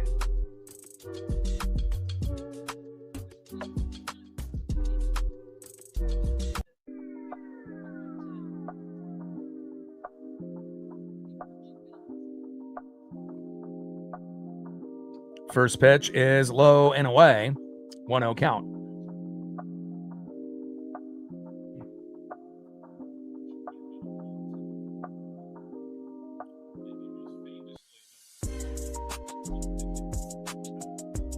One 0 pitch. Big swing and a miss. 1 ball and 1 strike from Castillo to Grichuk. And again, we have seen Castillo at times, look okay, but again, it's, this long, 6-inning stretch. He just, can't, hold the consistency. But again, if we pitch him for a half inning and move him into the bullpen and bring Bryce Miller up, and again, he'll still fuck up, once in a while, but at least it gives us a chance while Brash and Spire are out where he might be able to do a half inning work and get, a 1 strikeout, 1 pop-up, 1 ground out, and, somewhat be okay for us and actually help us win rather than, be a liability and, try to pitch for 6 innings and put us in a hole every time, with an ERA of 6 climbing to 7. And, if he keeps at this rate, he's going to be 0 for 8 with an ERA of 10. And at some point you just got to say enough is enough and just move him to the pen. But I'm not sure if the Mariner organization is smart enough to realize that. 2-2 pitch popped up and out of play. But even as bad as he has been as a starter, I think that with the injuries to Brash and Spire, if he only pitches 1 half inning, not pitches 2 innings, but just 1 half inning once in a while, I think it could help us, at times. He'll still fuck up, but, it'll be a better version of Castillo if he only knows he's pitching for a half inning rather than, trying to prepare for 6 and having these fucking meltdowns. And Grichuk ends up striking out, and that is 2 away. And every once in a while, Castillo might even be able to strike out 3 guys in a half inning, not all the time, but, he might be able to get 1 or 2 pretty often. And then, maybe ends up having 1 particular inning that he can get 3 and, he can kind of make up for this bad start to his year, kind of make up for, these jams and holes he's been putting us in every time he's fucking out there. Next up in the 9-hole, Edgar Carroll.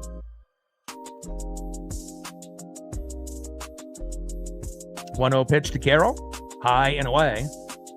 2 balls and no strikes from Castillo to Carroll. Now Garver's going to have a little mound visit. I'm not really sure if there's anything that you can say at this point. And too bad that Castillo ended up giving up 2-run jacks. It would have been much better if it was 2 solo dingers, and that would at least give us a little bit more faith that we might be able to come back. But, when you're down 4-0 with Castillo on the mound, let's be real, it feels like it's 8-0, right? Everyone else we feel like pretty confident on the mound, even though Logan Gilbert really wasn't good at the beginning of the year, but he's gotten better. We like Hancock, we like Kirby, we like Wu, even though Wu had a couple meltdowns, but Castillo just hasn't been able to figure out the formula. 2-0 pitch, big swing and a miss. 2 balls and 1 strike to Edgar Caro.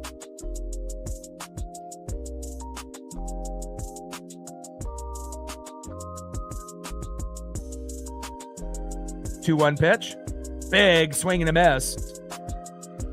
2 balls and 2 strikes from Castillo to Caro. Bottom of the 4th inning, runner at first with 2 outs. 4-0 Chicago.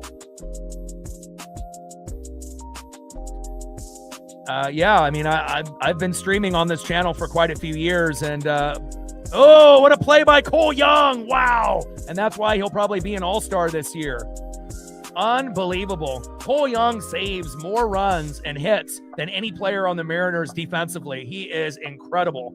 Pretty good chance that you get Julio and Cole Young in the all-star game this year. Unbelievable. Great job there by Cole Young. But again, I've been doing this channel for 10 years. I've been streaming for 14, and I've been a part of quite a few long streams that have gone 15, 16, 17, 18, 19 innings, and we've had some 5-hour plus streams, and I got to a point that I almost got sick, because I remember I ended up making thumbnails in advance. So I was already in the chair a couple hours before the game started. And then obviously, I've been doing World Series games with the Dodgers. And, after, let's say, the Mariners got eliminated, I still end up doing, the playoffs. And, sometimes the games would end up being, 5, 6, 7 hours long. And, I don't usually physically get sick, but I did remember there was a few times where, I was getting kind of ill, by sitting in the chair too long and whatnot. And sometimes, with the rule changes, though, it's nice because now with the rule changes, trying to shortening the games up, and we got the ABS and whatnot, instead of games being 3 hours and 30 minutes, now it's usually 2 hours and 30 minutes to 2 hours and 40 minutes is the average. And then you still get a 3-hour game once in a while, but it's definitely better, for me physically and mentally when it isn't as long. So end of the 4th inning, Cole Young, obviously as clutch as they can be. And again, I'm so happy that we have him on our team, and he has had more web gems than I can remember, from a second baseman in Seattle in a long fucking time.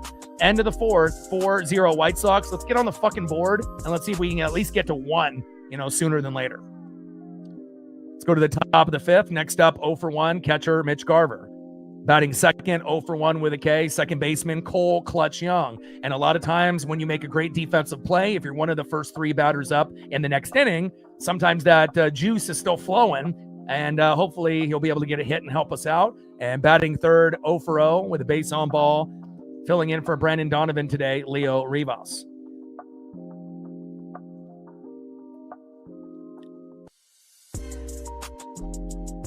But again, I haven't had too many instances where, and I think I would have been okay if I wasn't in the chair making all those thumbnails in advance. That's really the extra that hurt me. If I was just doing a 5-hour game, it would have been taxing and tiring, but I would have been 5.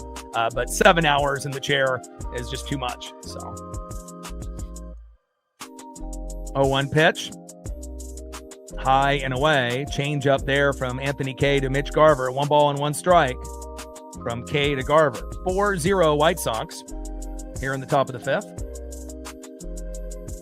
1-1 pitch, high and away. 2 balls and 1 strike to Mitch Garver. But again, no matter how bad things look, all it takes is a meltdown or 2, and you can score 1 to 4 runs in a half inning, even if it looks, like this.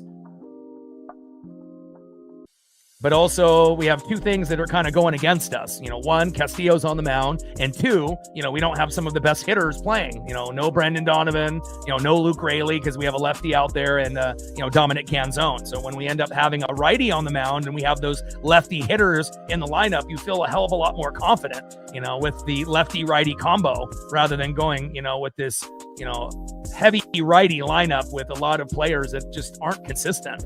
So it's like it's almost like the perfect storm, for the other team. It's like, okay, you got a crappy pitcher on the mound, and then you got 5 guys in the lineup that you don't really think that are going to do a whole lot with Ref Snyder, Cal, JP, Mitch Garver, and Leo Rivas. And even though we know Cal is a good player, obviously all that wear and tear on his body from last year, the WBC, and then everything else that's going on with the injury this year hasn't really been able to find his rhythm. And it stinks, with Cal not being able to get into the rhythm yet, but we have to hope that he will at some point. Top of the 5th inning, 4-0 Chicago. Pitch fouled off low and at the knees. Count now is full. 3 balls and 2 strikes to Mitch Garver. 3-2 pitch from K. And that ends up being a walk, low and at the knees. Almost hits Garver. And Mitch goes to first with a walk. We'll take that. And if there was ever a time that we needed kind of an unexpected 2-run blast, it would be right now by Cole Clutch Young. He hits a home run here and makes it 4-2. As bad as Castillo has been, we're right back in it. Come on, Cole.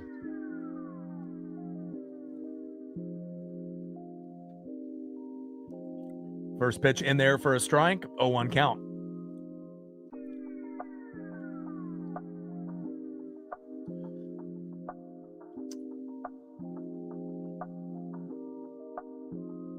Congrats. 0-1 pitch, a little dribbler there by Cole Young. Double play. He dropped it. There we go. Cole Clutch Young, man, I'm telling you, Murakami ends up dropping it. It's like, I don't know what it is, kryptonite or whatnot, but Cole Young is just a special, special player, and again, Julio and Cal, and Naylor, they have all the popularity, but sooner than later, Cole Young is showing you that he's one of the most valuable pieces on the team. And again, we know him and Julio are the best two-way players on the team. And those are the type of guys that I like the most, guys that can play offense and defense at a very high level. And let's be honest, Julio has made more mistakes than Cole. Cole has been the most consistent, as far as defense this year. And I'm so happy that we have him. Now we got runners at first and second with no outs. And now we got Leo Rivas dropping a bunt down towards third.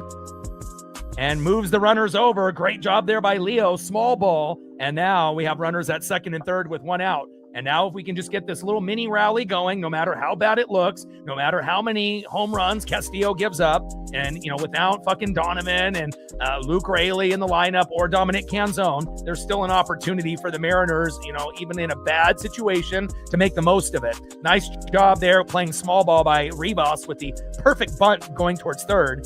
And now we have Rob Refsnyder.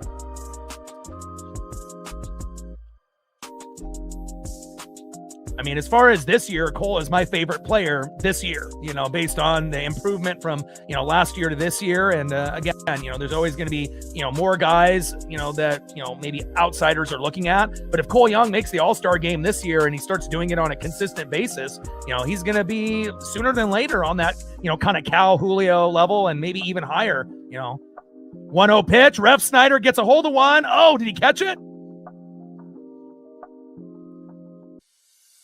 And the sac fly, Garver ends up tagging and scoring. And there we go. I mean, obviously it's not perfect for us, but we'll take a 4-1 deficit rather than being down 4-0. Now, if that would have dropped, that would have scored 2. But again, Sam Antonacci has been playing some great defense out there in left field, and he has saved a few runs already, for the White Sox against the Mariners, especially with that diving grab early and another diving grab there, going sliding on one knee. Kind of makes you wonder if we would have had, Brendan Donovan, leading off instead of Refsnyder. Maybe the score is like 4-2 or 4-3 right now. Next up is the big dumper, Cal Raleigh, with a runner at second. Here we go. Nice job by the Mariners.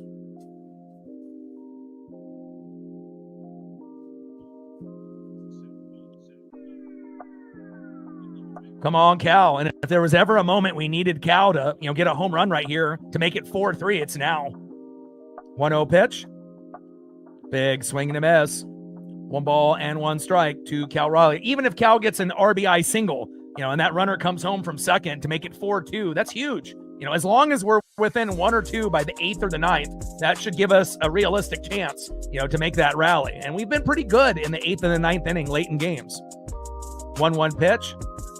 High and inside. 2 balls and 1 strike from K to Raleigh. And again, if we can get a meltdown by K, a meltdown by the bullpen, we can bring in a righty pitcher, start subbing out some of the other guys, bringing in Luke Raley and Brandon Donovan. Things could really, go in our favor here sooner than later. 2-1 pitch to Cal. Little dribbler towards third base and foul. That's the great thing about baseball. It's completely different than the NFL or the NHL or the NBA. It's definitely split in between starting pitching and then the bullpen. And again, you're going to have more games won or lost, position group wise by the bullpen than any other group. And, we've seen how, one single individual can end up, closing out a game or can open the game up for the other team just like that.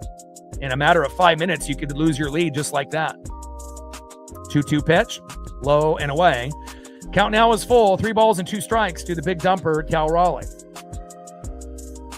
And again, the faster that we got to 1, we can stop a little bit of that pity party. Like, oh God, Castillo on the mound, and we're getting fucking blasted. And now it's like, okay, it's not looking great, but at least that we're on the board now. 3-2 pitch, fouls that one back behind the plate to the St. Xavier University sign. Count still full, 3 balls and 2 strikes with a runner at second and 2 outs. Julio is on deck.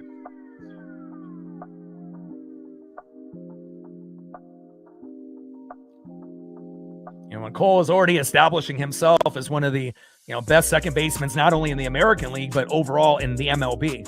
3-2 pitch, and that is strike 3 looking. Down goes Cal, brutal. But at least we got to 1, right? So again, we have to be positive and kind of have that blind faith, even when everything is going wrong and we have our worst pitcher on the mound, But again, half of the game might have went against us, but that doesn't mean that the other half of the game can go in our favor. So let's go to the bottom of the 5th inning and see who's up next year for Chicago.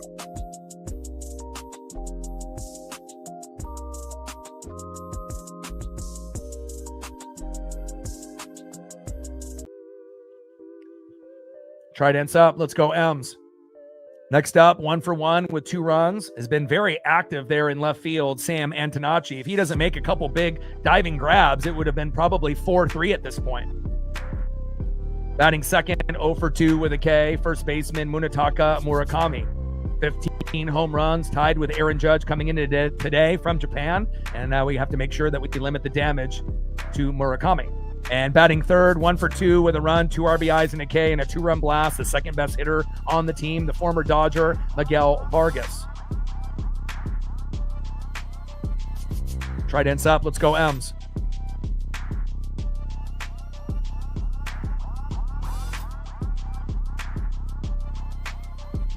All right, 86 subs to go to 24,100. Still looking for our first dono on our dono train. And let's see how close we are on the likes to 100. Looks like we're at 68. So 32 more to go when we're at our goal.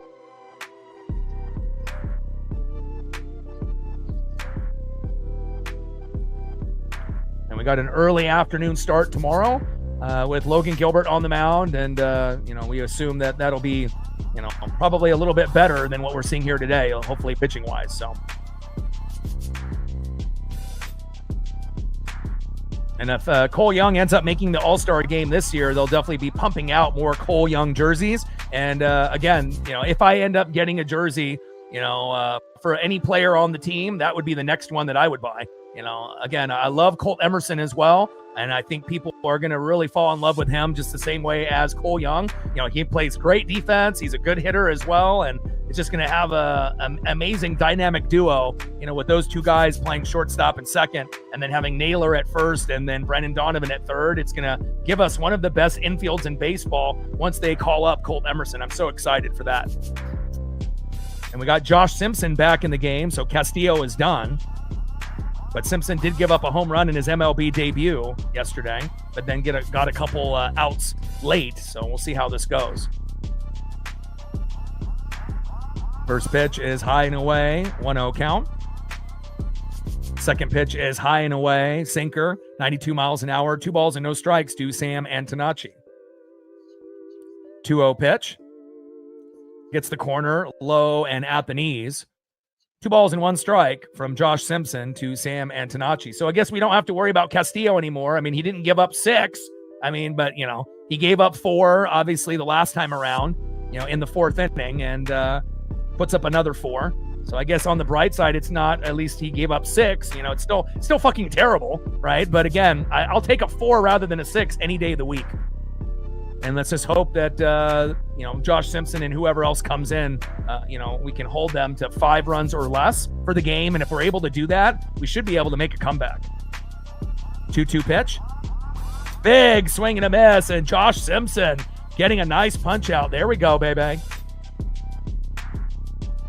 Down goes Sam Antonacci, who's been one of the defensive MVPs for them in this game. Next up is Munetaka Murakami.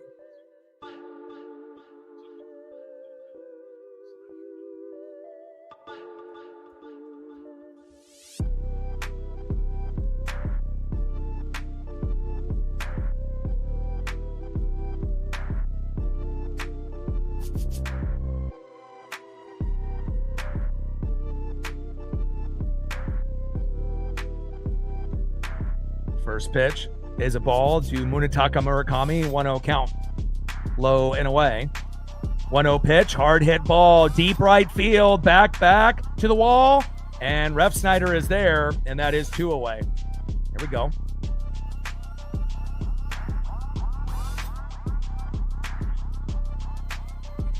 One double and 15 home runs. That's wild.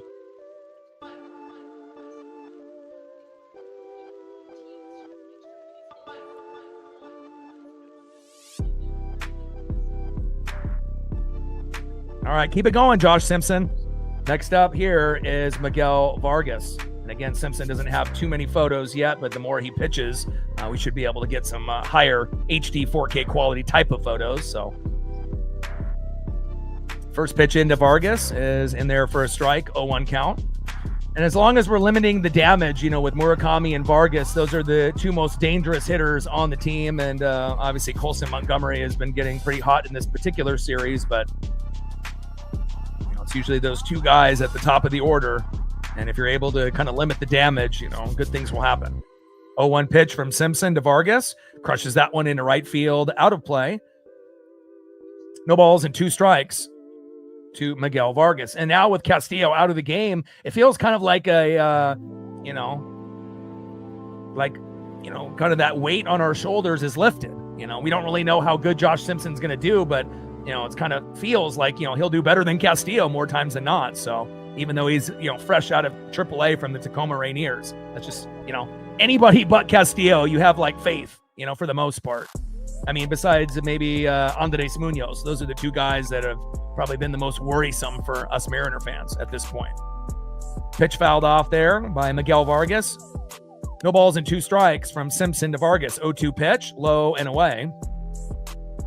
And a lot of AAA pitchers are getting a lot of time for the Mariners.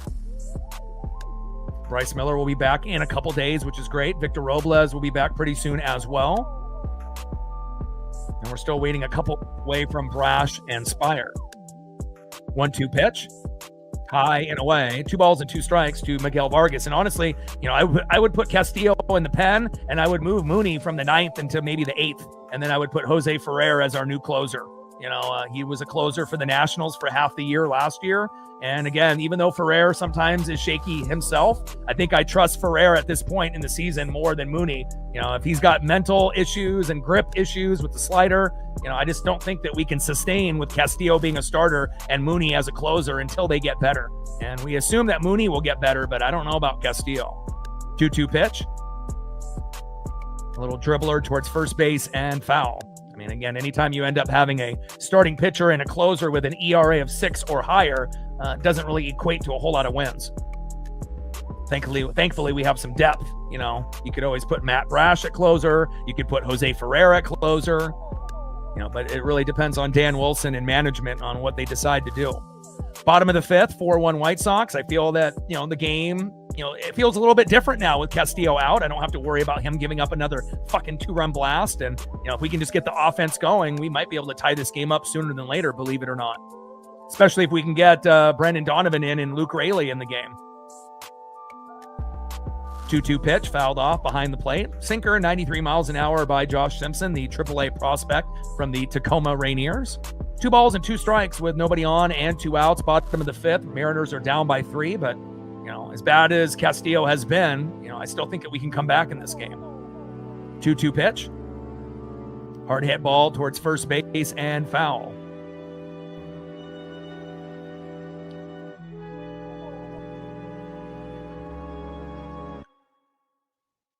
Yeah, well, Cal was struggling even before the injury. In the WBC, he didn't get a chance to play every, you know, outing because they had Will Smith in the WBC as well. But a lot of, you know, players have struggled after playing in the WBC. And also, I think Cal, you know, was overworked, you know, last season. Yeah, it was great for him to get those 60 home runs. And you got to think how many games that, you know, he played and all that extra stress on those knees and that body.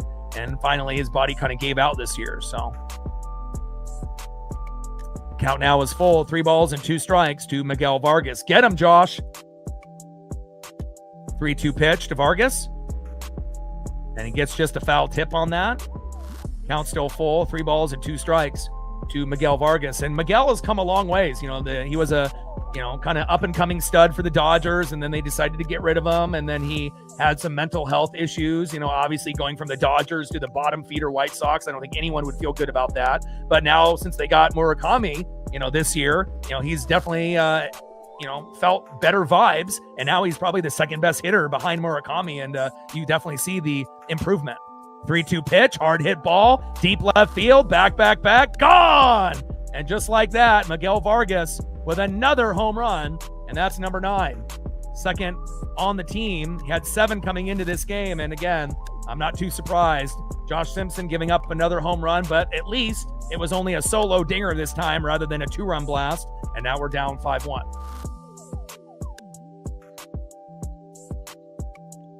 You know, again, you know, you might not think, you know, that this is the Miguel Vargas, you know, from the past. But again, you have to do your research and understand just because he wasn't a good player the last few years doesn't mean that he hasn't turned himself into a good player in 2026, which he has been for this White Sox team.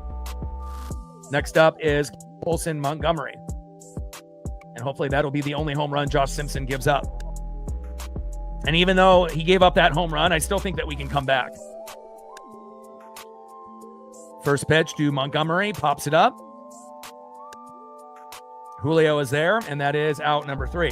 So obviously Simpson has got an issue. You know, he's given up a home run last night and a home run today. So obviously it's not ideal when you come into a game as a bullpen guy giving up a home run, but that could have been Luis Castillo giving up another home run as well. So, but again, on the bright side, if we have to be positive, at least it was only a solo dinger rather than a 2-run blast. I would rather be down 5-1 than 6-1. It still stinks, you know, but again, perspective. Now let's go to the top of the 6th, and now we have a 4-inning sprint to the finish, and hopefully they'll switch pitchers sometime in the near future here. Let's look at his numbers. K's at 88 pitches, so you have to assume he's going to be out here pretty soon, and if they bring in a righty, then we can start bringing in our lefties, and if we can bring in Donovan and Luke Raley, you know, those 2 guys single-handedly could bring us back. So, you know, got to have a little bit of that blind faith. Now let's see who's up next here for the Mariners in the top of the 6th inning. Next up for the Mariners, having a good game so far, center fielder, 2 for 2, Julio Rodriguez. Julio has been absolutely fantastic in the last 20 games. Batting second in the 4-hole, 0 for 2, first baseman, it's Nails, Josh Naylor. And batting third, 1 for 2 with a K, left fielder, Randy Arozarena. Trident's up, let's go M's, let's start a rally. Let's see if we can get to 2 or 3 here in the 6th inning. We just have to chip away. We're not going to be able to more than likely get 4 runs in a single inning unless they have a meltdown, but you never know. 86 subs away from 24,100. But I'm just happy that Castillo is out, so we don't got to worry about him for the rest of the game. All right, we're at 80 likes, 20 more to get to 100.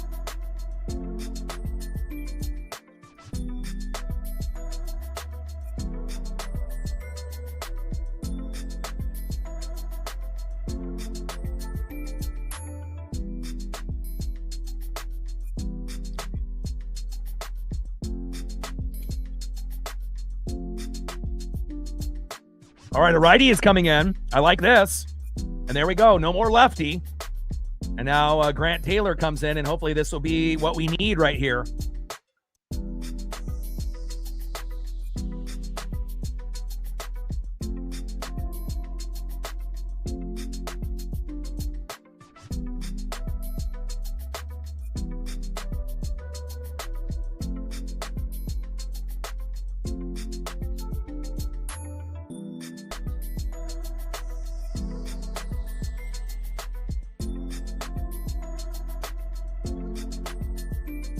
First pitch from Grant Taylor, a righty, now in the lineup to Julio Rodriguez, 1-0 count.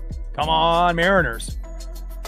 Julio gets a hold of that one. Deep left field, fading foul. 1 ball and 1 strike from Grant Taylor to Julio Rodriguez. Let's go, J-Rod. We could definitely use a solo dinger right here to make it 5-2.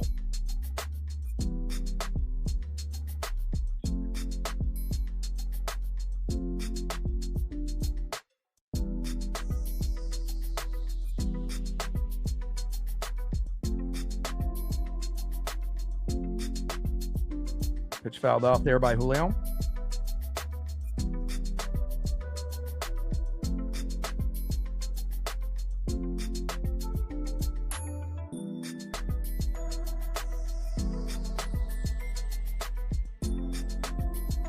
Come on, Julio. 1 ball and 2 strikes from Grant Taylor, the righty, to Julio Rodriguez, who's 2 for 2 today. Let's make it 3 for 3. Come on, J-Rod. 1-2 pitch, fouls that one off into right field. Grant Taylor on the mound, Julio Rodriguez in the box.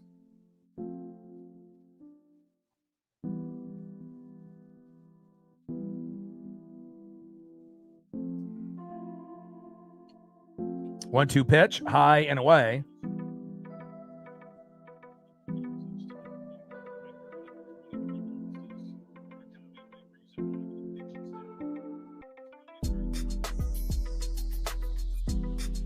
Two-two pitch, low and away. Count is full. Come on, J-Rod.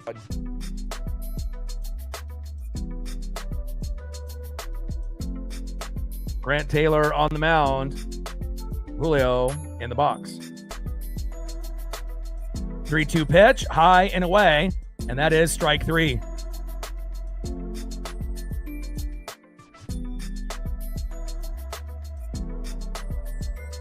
High and away, and then low and away.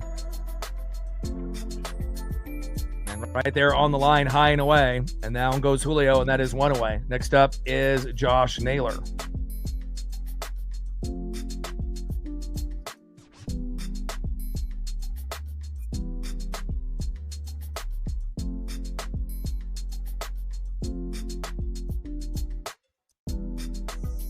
Come on, Nails. First pitch in there for a strike, 0-1 count. 0-1 pitch, a little dribbler towards first base and foul. Four-seam fastball, 98 miles an hour there by Grant Taylor. And I'm happy that we got a righty in the lineup, and hopefully we'll be able to get Luke Raley and Brandon Donovan in this game. And even though it might be only 2 at-bats for those guys, that might be all we need. No balls and 2 strikes.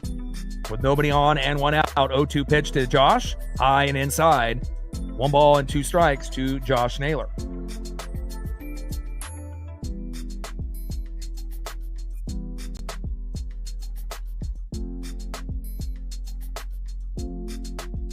Little dribbler up the middle, should be a routine play. Throw to first, and down goes Josh, and that is 2 away.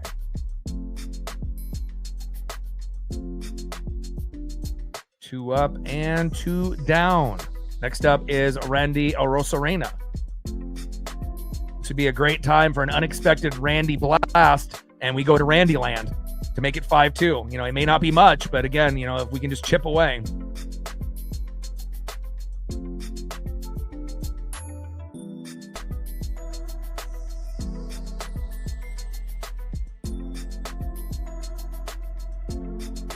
First pitch in there for a strike. 0-1 count.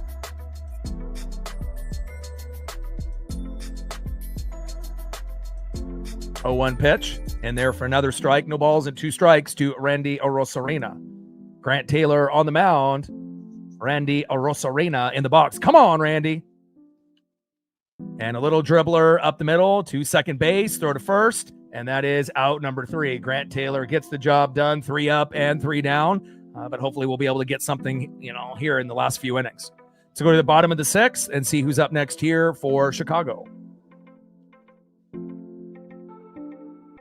It would have been really nice to get at least one back and make it 5-2, but it is what it is. Let's see who's up next here for the Chicago White Sox here in the bottom of the 6th inning. Next up for the White Sox, 0 for 2 with a K in the 5-hole, second baseman Chase Mydroth. Batting second, 1 for 2, right fielder Jared Kelenic. And batting third, 1 for 2 with a K, center fielder Tristan Peters. Trident's up, let's go M's. And I wonder who will be coming in, because I assume that they're not going to have Josh Simpson pitch anymore.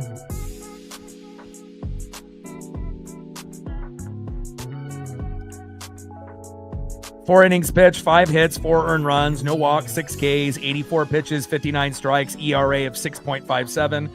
By far the worst, starting pitcher we have on the team by a long shot. And then Josh Simpson has given up a home run in both of his chances, but he is a AAA pitcher. So you have to expect that, 1 inning pitch, 1 hit, 1 earned run, 1 K, 19 pitches, 13 strikes. His ERA is fucking 9, which is not ideal. But again, he is a guy that just got called up. And again, if we didn't have Brash and Spire injured, then Simpson would still be in AAA. So, but at least it gives him some experience.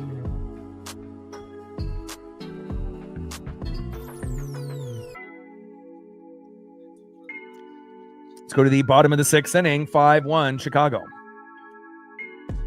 And Davila is coming in.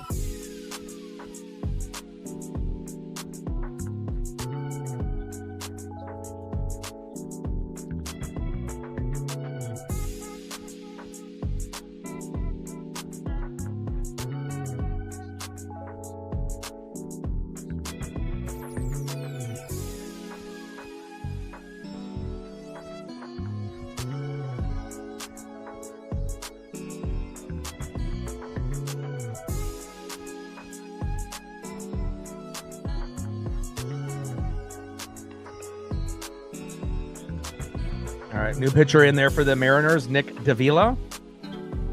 And we will see what we get here. MLB debut versus KC. Got 1 strikeout and a walk. Gave up 1 hit.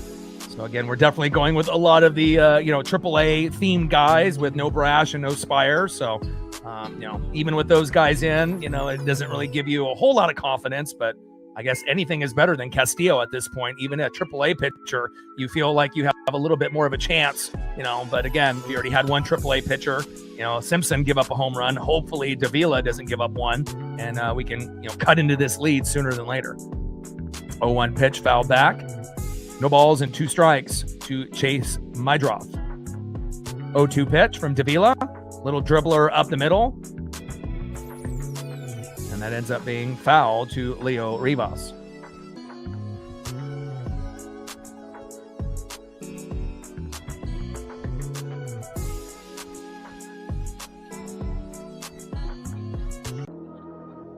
Shout out to my boy Brooks Beats with the best beats on YouTube.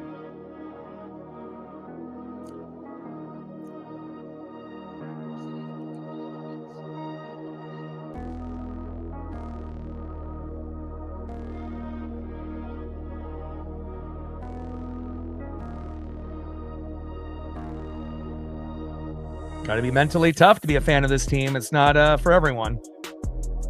Going to have peaks and valleys. Little dribbler up the middle. Rivas, throw to first. And Josh Naylor with the great defense again. And that is 1 away. Nice job there by Leo. Nice job by Josh Naylor.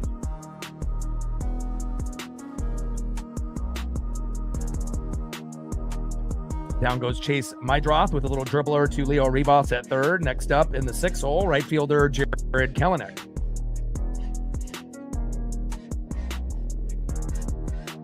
And if we can get 1 or 2 runs, in the 7th or the 8th to make it 5-3, going into the 9th, it'll be a small percentage, but again, at least it would give us a little bit of a chance.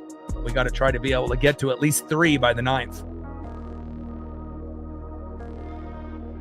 Got an ABS challenge here. And Chicago now is out of challenges. Call is confirmed strike. Kelenic did not think so. No balls and 1 strike with nobody on and 1 out. Nick Davila, AAA pitcher here on the mound. And Jared Kelenic in the box. Yeah, mid-80s, nothing can faze me, dude. And again, for some of us in the room, going 20 years with no hope of making the playoffs and still watching every game, every pitch, beginning to end. I mean, we're not all built the same way. Some of us are not mentally tough and, only want to watch when we're doing good. And, that's fine, if that's the type of fan that you are, but again, with the Mariners, it's not like we're the Dodgers. It's not going to always be peaches and cream, sometimes it's going to be tough, but we've already proven that we can make comebacks, even when things look like, there's no chance. And we've had a few of those, where we've been down, 3, 4, 5 runs. 4 or 5 runs is kind of where we max out. If we get down by more than 5, then yeah, it might be over. But if it's around 4 or 5, even as bad as it looks, it's still, sometimes you can still make that comeback. Popped up to Randy, and that is 2 away. But again, not every Mariner fan is built the same, and not every sport fan is built the same. There's going to be fair weather fans. There are going to be bandwagon fans. There's going to be fans that only want to watch when things are going good. There's going to be occasional fans, fans that, will watch, occasionally here and there. And then there's going to be fanatics, which are going to watch every game, beginning to end, every pitch. We're not missing anything. And, we're going to be able to feel those emotions of pain and misery as also as elation and joy, and it's like life, it's not always going to be good. Sometimes there's going to be some bad moments and some pain, and you got to be able to go through those moments. First pitch in there to Tristan Peters, low and at the knees, 1-0 count. Rebecca with a 3-year, appreciate you.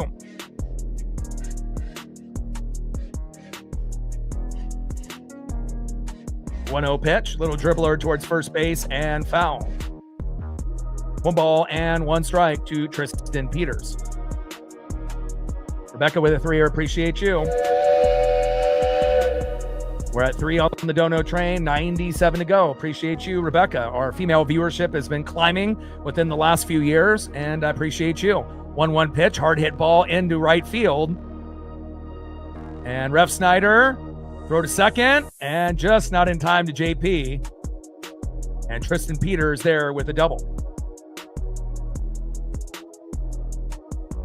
And for me, honestly, I enjoy watching this team no matter what happens, and I know not everyone can say that, it's like, this is my favorite team out of all the teams that I root for. And, as soon as the season ends, I'm just salivating for the next season to start. And, again, to go where we were and to see where we have come from, 20-year drought of the playoffs, 2022 to 2042, and that next 20-year gap, there's a good chance that we can end up making a World Series or 2. We may not win the first time that we go, especially if we play the Dodgers. It's like anybody that plays the Dodgers, more than likely you're going to lose. But again, the Blue Jays kind of took them to the limit, and they were the better hitting team. The only thing that kind of maybe surprised people is that the pitching and the defense was better for the Dodgers. And a lot of people thought the Blue Jays might have the edge in those categories, but, they had the edge in the hitting, but not necessarily in the pitching and the defense. And, pitching and defense usually is really important, especially in the World Series. So, and again, we're going to have peaks and valleys. We're going to have ups and downs, but that's life. 0-1 pitch, popped up. And Ref Snyder is there, and that is out number 3.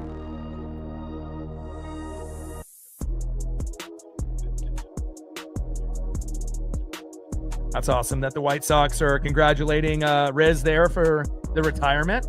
Obviously this season, Riz is very beloved, not just from the Mariner community, but from the MLB community. And that's awesome, to be able to show some love for someone, that might have some ties to other organizations and whatnot. But awesome. I love me some Rick Riz. End of the 6th inning, 5-1 White Sox. Let's see who's up next, obviously, here for the Mariners. in the top of the 7th, and now it's going to be a 3-inning sprint. And again, if we can get it to 5-3 by the 9th, it should give us that small glimmer of hope that we might be able to have a meltdown by the other team. See if we can get a run in the 7th and a run in the 8th, or if we can get 2 in one of these innings. Next up, 0 for 2 in the 6th hole, shortstop J.P. Crawford. Batting second, 0 for 1 with a run, base on ball, catcher Mitch Garver. And batting third, 0 for 2 with a K, second baseman Cole Young. Trident's up. Let's go, M's.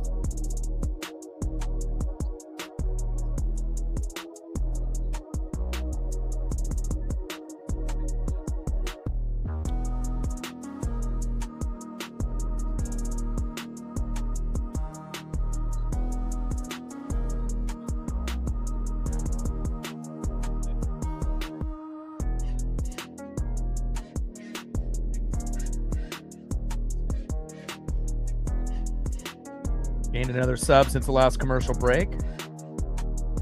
Shout out to all the female viewership like Rebecca and beyond. Shout out to all the individuals watching all over the globe in Asia, Europe, South America, Mexico, and everywhere in between, as well as our United States following as well. Love you guys and I appreciate you. Somebody's got to hold down the Mariners, no matter what happens, good, bad, and ugly. Let's go to the top of the 7th inning, 5-1 Chicago.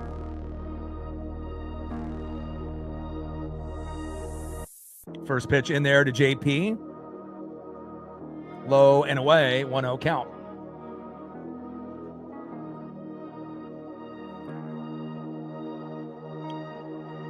I don't think it's harsh. Sims obviously had, ties in New York, and I know some people liked him and some people didn't. I know people in, New York are probably happy to have him there, do his thing, on the radio on that side and whatnot. But, as far as, Goldie, he was better than Sims. Goldie is one of those special individuals that, isn't really up there in age. He's kind of a younger announcer, but he's fantastic, in my opinion, based off his age and his voice. And then Riz, obviously is, getting to the point to, retire this year. And Riz learned everything, by, obviously one of the OGs and the greats with Dave Niehaus, and obviously mentored him. And, we've been blessed to actually have good announcers. There's a lot of baseball teams that have crappy announcers on TV and radio. And that's not really the case for the Mariners, and I'm just trying to do my part here on YouTube as well. So top of the 7th inning, 5-1 Chicago. Taylor on the mound, J.P. Crawford in the box. 2-2 pitch to JP. And that is strike 3 looking. 1 away.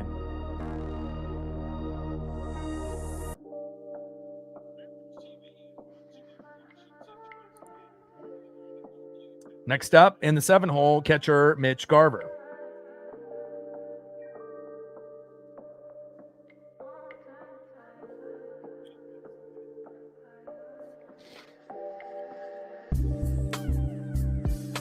Yeah, unfortunately, though, he does have St. Louis ties, and at some point he will leave us and he'll go there and he'll be the Cardinal announcer. So it's cool that he ended up staying now, but you have to understand, at some point Goldie may, end up leaving and, and going to St. Louis. So, but it is cool that, he ended up staying. I mean, we really can't afford to have him leave on top of Riz retiring and Sims going back to New York and whatnot. So 1-1 pitch.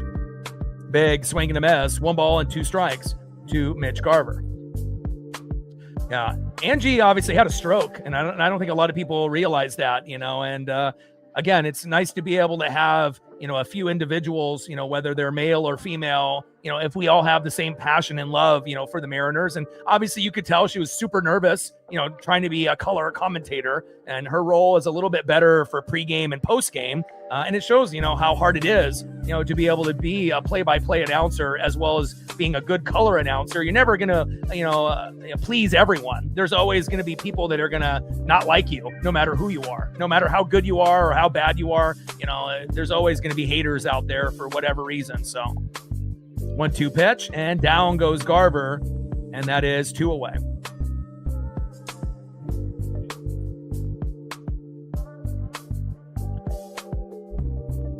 Next up in the 8 hole, second baseman Cole Clutch Young. Let's see if Cole can get an unexpected home run here to make it 5-2. Come on, Cole.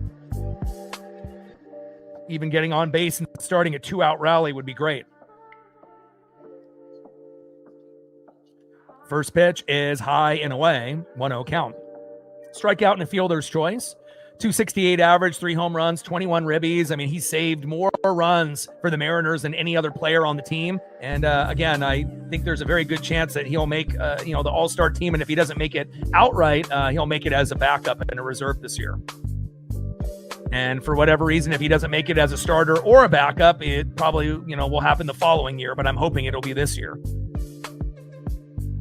2-0 pitch, high and away. 3 balls and no strikes to Cole Young.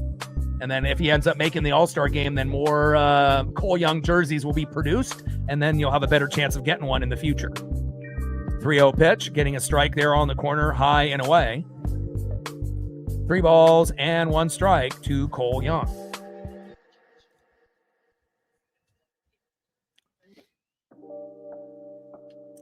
Three-one pitch, low and away. Good patience there by Cole, drawing the walk.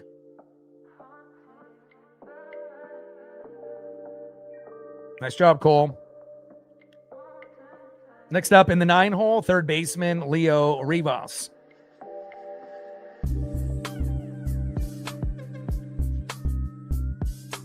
One run and 3 hits with Castillo starting and having this, pro righty lineup, which is not ideal, especially with no Brandon Donovan, no Luke Raley, who have, really been significant for us. And when we have those guys, right, we typically have a good chance to win or we win. But when we don't have those guys in, kind of hard to win, and I'm not sure if they're going to even get into this game at this point. They might just wait for tomorrow.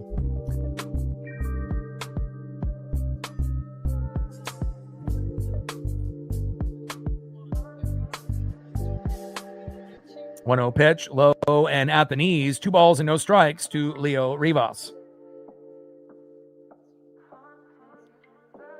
And again, like I said, if we can get it to 5-3, going into the 8th or the 9th, that we'll have a small percentage chance. I mean, it's much better being down 1 or 2 rather than, fucking 4 at this point. So we have to try to chip away. We could really use a 2-run blast here. 2-0 pitch on the corner. 2 balls and 1 strike to Leo Rivas. Unless we're able to get back-to-back, hits. But obviously, as we know, that's a very difficult thing to do, especially when you only have a few hits this whole game. So 2-1 pitch. Rivas fouls that one off towards first base and foul. 2 balls and 2 strikes to Leo Rivas. And again, once we end up, calling up, players and getting players back to the team, it's going to be a better team when we don't have Castillo, when we don't have JP Crawford, when Robles is back and, Bryce Miller is back and Cade Anderson is on the team and Colt Emerson is on the team. It's going to look a lot different next year. We just have to be able to go through, kind of these growing pains this year. And then moving forward next year, the team is going to look completely different and it's going to be much, much stronger. Now, we still may end up having injuries, but, I'm very looking forward to, the potential of the future. 3-2 pitch from Taylor and a little dribbler up the middle. Throw to first, and that is out number 3. Let's go to the bottom of the 7th inning and see who's up next here for Chicago.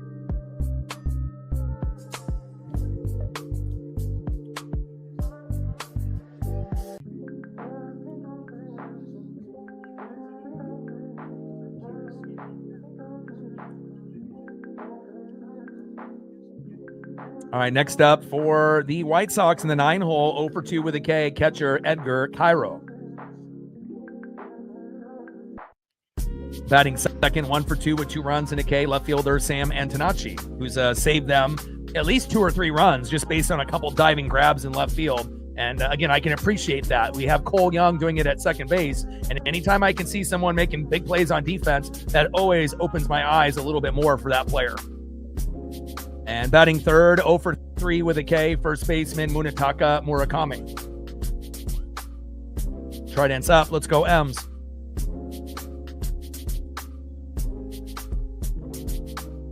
Shout out to my boy Brooks Beats with the best beats on YouTube. 5-1 White Sox, and at least we got Logan Gilbert on the mound tomorrow.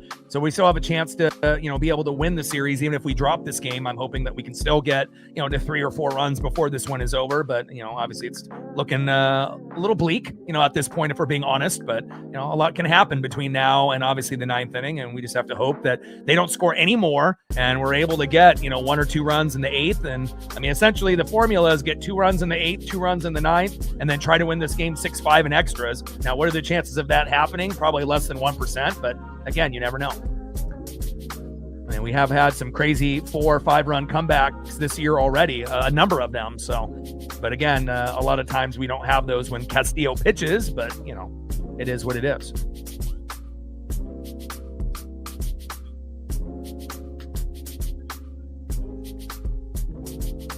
$85 subs to go, do 24,100.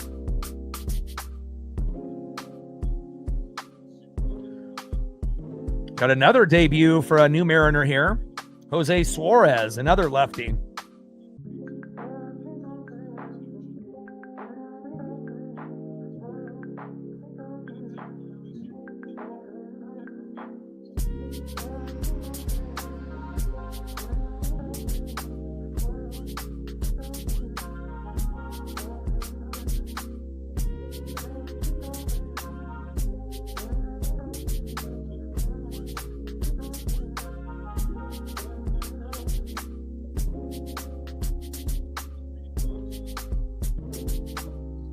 First pitch is low and at the knees from Jose Suarez. 1-0 count.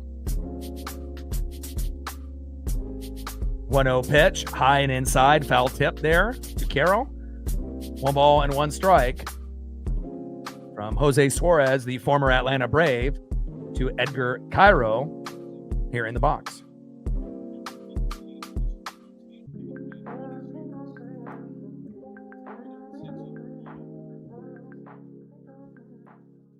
One pitch, popped up and behind the plate.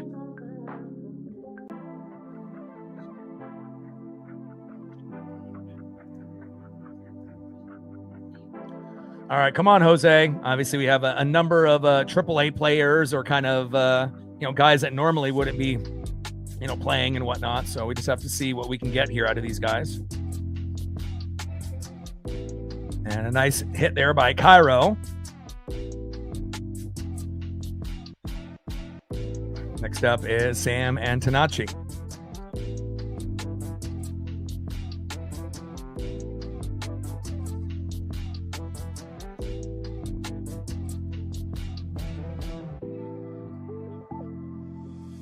Nice little blooper there into right by Cairo.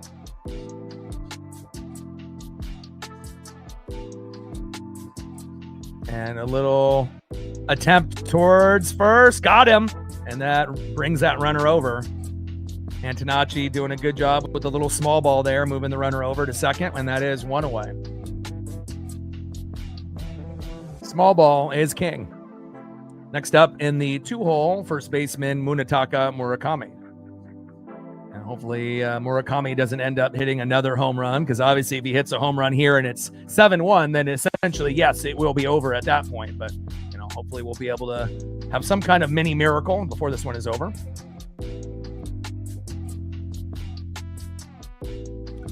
Pitch is low and at the knees. 1-0 count. Gives you Fernando Valenzuela vibes.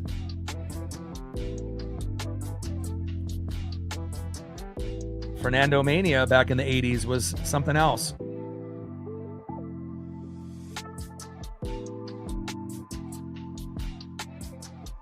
One-0 pitch, low and away.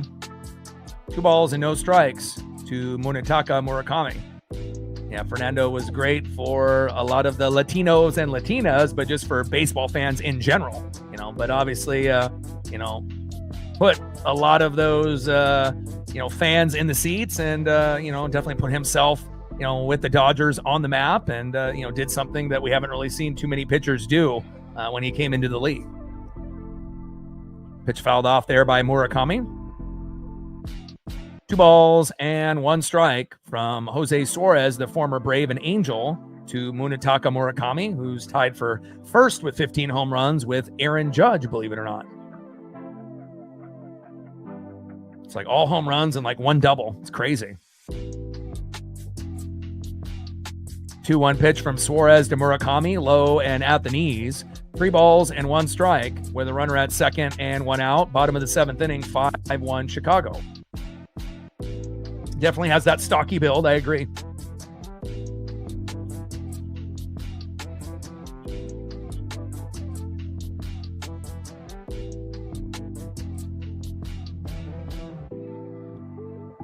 Three-one pitch, a little dribbler towards first base and foul. But again, we can always, see, regardless if they're short or a little bit taller, and you can be a little stocky and, be a little bit, not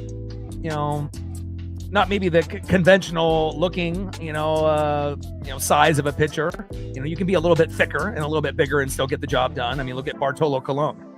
3-2 pitch, even though he was a righty.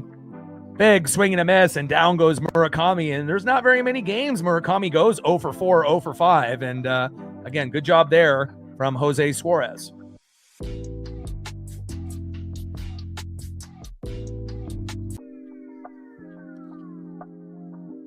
Now, the second most dangerous hitter on the team after Murakami is Miguel Vargas. He already has 2 home runs today. We don't want him to hit a third. He had 7 home runs coming in, which is second on the team, and now he's at 9. And again, there would be times for Vargas who he might not hit that many in a whole season for the Dodgers. So, I know he's definitely happier in Chicago now, where he actually has a teammate that he can kind of go back and forth with the home runs. And Munetaka Murakami. 1-0 pitch ends up being another ball there. 2 balls and no strikes to Miguel Vargas. Quentin Johnson, Davidson Abreu, and Sebi Zavala. Look at those names. 2-0 pitch, high and inside. 3 balls and no strikes from Jose Suarez to Miguel Vargas. And, again, even though with Spire, sometimes it would be good, sometimes it's bad. Obviously, seeing a lot of these AAA guys and new additions, it definitely makes you want Spire and Brash to come back as soon as possible. 3-0 pitch, low and at the knees. And that ends up being a walk to Miguel Vargas.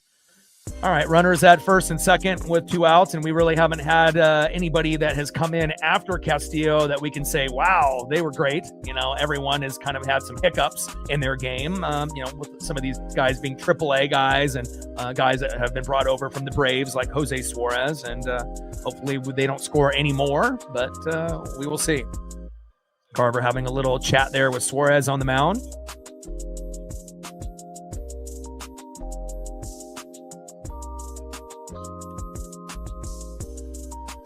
Next up is Colson Montgomery.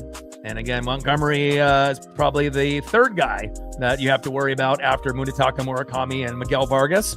If you lace it right down the middle, he might not homer every time, but he'll get you some RBIs, and he proved that yesterday. As well as today with a 2 home run blast in the first. And he's got 10 home runs, so actually he's in second place now. Vargas is now in third.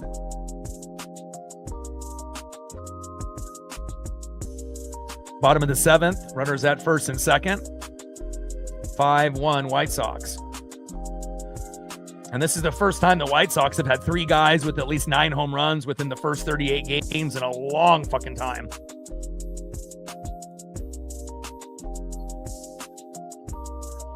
Bottom of the 7th inning, runners at first and second with 2 outs. 5-1 Chicago.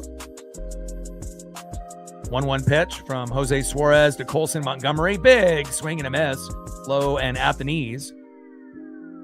1 ball and 2 strikes from Suarez to Colson Montgomery. And we got an earlier game tomorrow, I believe at 1:10 Pacific tomorrow with Logan Gilbert on the mound. And I know we'll play better than what we're playing here today, and hopefully we end up going against a righty so we can have our strong lefty lineup. But teams are definitely exploiting us with left-handed pitching. There's no doubt about that. 1-2 pitch. Low and away. 2 balls and 2 strikes from Suarez to Montgomery.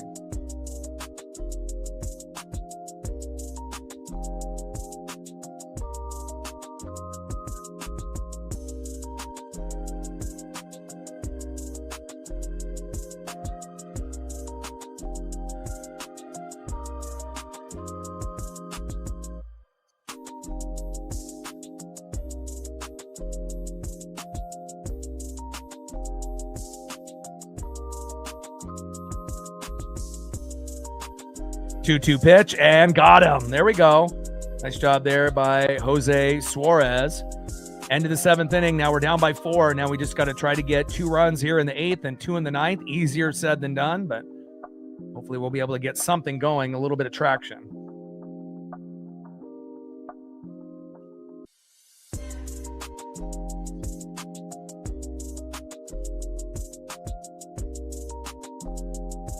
All right, and we got Davis Martin on the mound tomorrow. But again, he's awesome this year. 5-1 record with a 1.64 ERA. Third best record with a 5-1 record, but he is a righty. So we should have our pro lefty lineup. So we should have Brandon Donovan tomorrow, Luke Raley tomorrow, Dominic Canzone tomorrow. And as long as Gilbert doesn't shit the bed, we should have a good chance still winning the series. Unless we end up coming, with a miraculous comeback here, but again, it's going to be tough. Let's go to the top of the 8th inning. Next up, 0-for-2 with an RBI and a K, right fielder Rob Refsnyder. Should never have Rob lead off in any game, period. Come on, Dan Wilson, learn. Batting second, 0-for-3 with 2 Ks, DHing Cal Raleigh.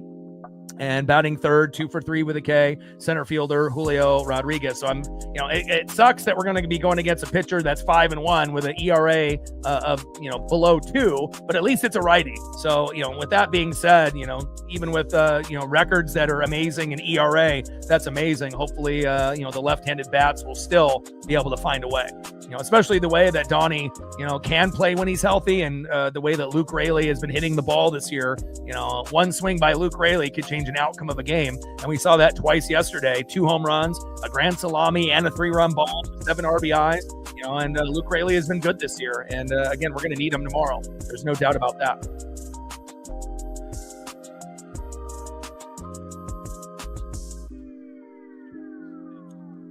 Rest in peace, Ted Turner. Top of the 8th inning, 5-1 Chicago. Now Hudson is coming in.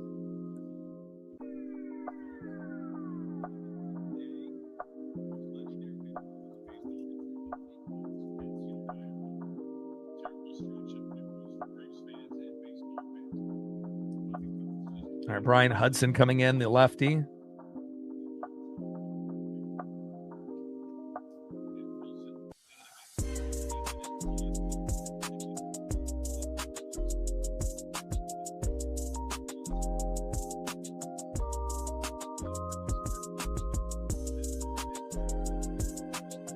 And a little dribbler there by Refsnyder on an 0-1 pitch, throw to first, and that is 1 away.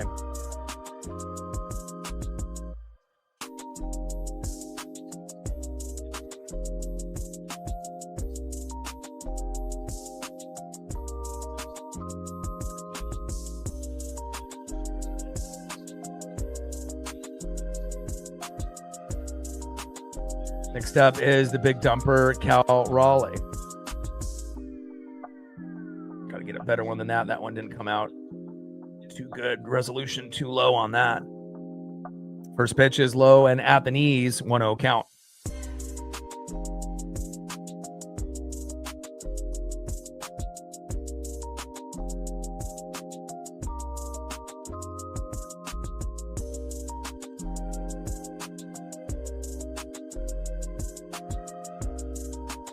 Pitch fouled off right down the middle. 1 ball and 1 strike from Brian Hudson to big dumper Cal Raleigh.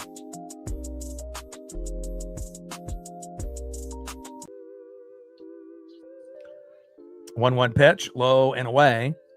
Sweeper, 81 miles an hour there by Brian Hudson. 2 balls and 1 strike with nobody on and 1 out. 5-1 Chicago. But again, this is typically what happens when we have Castillo on the mound.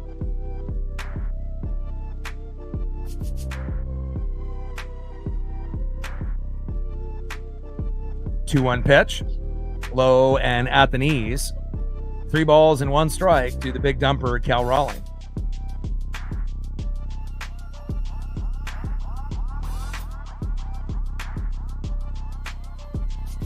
Three-one pitch, big swing and a miss there by Cal, going for the moon. Four-seam fastball, 91 miles an hour. 3 balls and 2 strikes to the big dumper, Cal Raleigh. But we definitely need some, better bullpen pieces and some better right-handed hitters. There's no doubt about that going into next year. 3-2 pitch. Cal pops it up a mile. Should be an easy out here for the Chicago White Sox. Peters is there, and that is 2 away.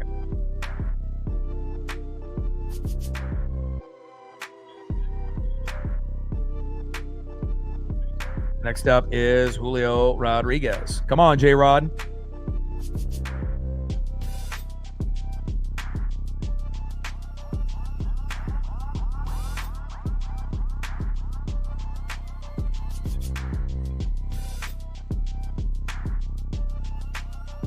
First pitch to Julio from Hudson, low and at the knees, 1-0 count. Come on, Julio.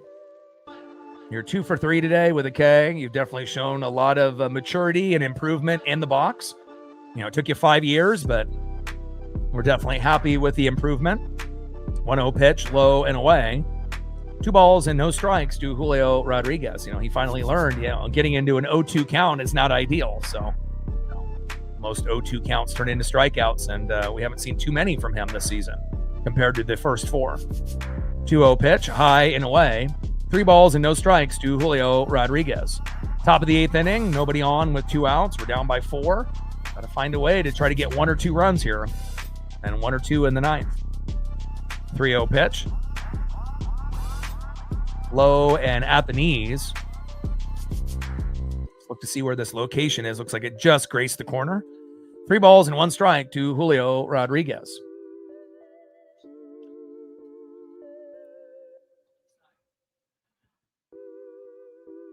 The 3-1 pitch, and that one is inside and a walk to Julio Rodriguez. Josh Naylor with a 2-run jack right here to make it 5-3. That would be great.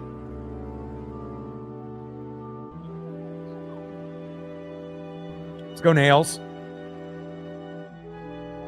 Shout out to my boy Brooks Beats with the best beats on YouTube. Top of the 8th inning, 5-1 Chicago. Completely different story today compared to yesterday. But again, when Castillo's on the mound, it doesn't really give us a whole lot of faith until we move him into the pen, and that will be a better role for him. But it sounds like they're going to go with a 6-man rotation when Bryce Miller comes back next week, and we'll see how long that lasts before they move Castillo to the pen, which would be the natural progression. 0-1 pitch, low away. 1 ball and 1 strike to Josh Naylor. I would like to see Mooney get not necessarily benched, but maybe have him pitch in the 8th and then maybe move Ferrer to the 9th until he gets better. But who knows if they'll even do that. 1-1 pitch from Brian Hudson to Josh Naylor, incoming. 1-1 pitch to Naylor. Popped it up. Shallow left field. Oh, and he dropped it. Wow. That's a first. Sam Antonacci has made a bunch of diving grabs today, and that would have been a little bit more routine than the other 2. That was the easiest one out of the 3, and just can't get the mitt on that ball, which is surprising.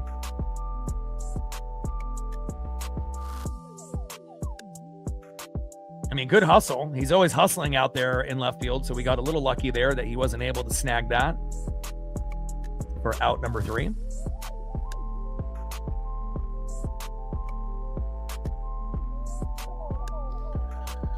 Challenging to see if that was fair.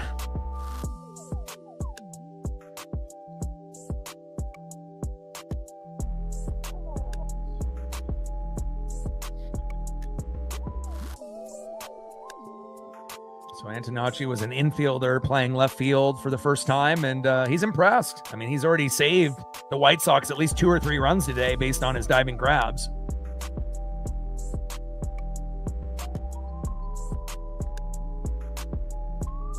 Kind of tough to say where that ball would have dropped if his glove doesn't get on it.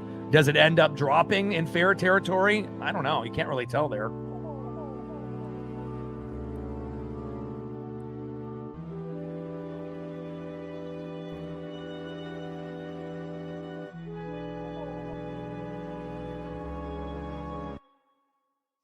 Yeah, but you also have to look at the American League. There's only 2 good teams out of 15. So, even though we're not above 500, we're still going to be in the mix for the playoffs. And we're still going to be, one of the better teams, even though our record isn't the greatest. You got 8 teams out of 15 above 500 in the National League. You got like 2 roughly, and then there might be another third or fourth that might be like a game above, but there really is only two good teams in the American League this year, the Yankees and the Rays, and then everyone else is a game or two above 500, at 500, or a game or two below 500. So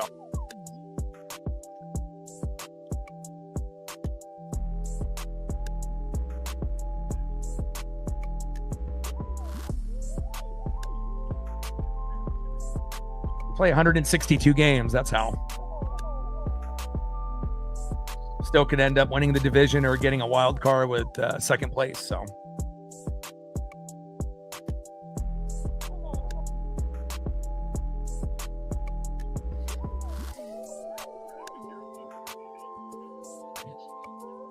this is game number 40 out of 162, and we're usually a second half team. So we usually don't play our best ball in the first half of the season. We play our best ball in the second half. So, and we've had more injuries and poor play this year compared to last year. So that's kind of the, other factors, compared to what we had last year. They're looking at this review way too long. Just call it a foul ball already. I mean, I don't think, by visual evidence, you can say, yeah, that for sure would have dropped fair. Again, you can't really tell where the ball would have dropped if the glove doesn't get on it. I don't think you can really make a definitive answer. Yes, for sure, it was going to land fair, or for sure foul. If anything, it probably looks more that it would have ended up going foul, but who knows? Wow, it's overturned. Wow. See, and things like this are shocking because you just, don't really think it's going to happen, and then you end up getting something to go your way. And we've had a lot of 50-50 plays that have gone against us, and there you get a play now. Josh Naylor gets to go to first base, and Julio's at second. And now if we can, get a big play from Randy, let's say he hits a 3-run bomb or he gets an RBI double, then we're actually going to get right back into this game. Obviously, if Randy hits a 3-run blast and it's 5-4, we actually would have a chance to come back and potentially win this game 6-5 in extras. Yeah, there must be another angle that we're not getting, that the replay booth is getting and we're not getting, because every angle that they showed on the broadcast that I'm watching, I don't think you can really definitively say yes for sure, but maybe them, in New York, wherever the, other guys are in the replay studio, they obviously are looking at, typically 3-4 different angles and whatnot, and they supposedly think it would have dropped fair. So, okay, I guess we'll take it, right? We don't usually get a lot of these 50-50 plays to go in our favor this year, and I guess we're going to get one to go our way here. So now what? Runners at first and third, not first and second. All right, here we go, Randy. Big opportunity for Randy Arozarena here. First pitch in there for a strike, 0-1 count. Come on, Randy. And it shows, no matter how bad things look, there always can be a little bit of a chance, even when it doesn't feel like it. 0-1 pitch, takes another strike. Come on, Randy. No balls and 2 strikes with runners on the corners at first and third with 2 outs. Julio at third and Naylor at first. Come on, Randy. Time is called.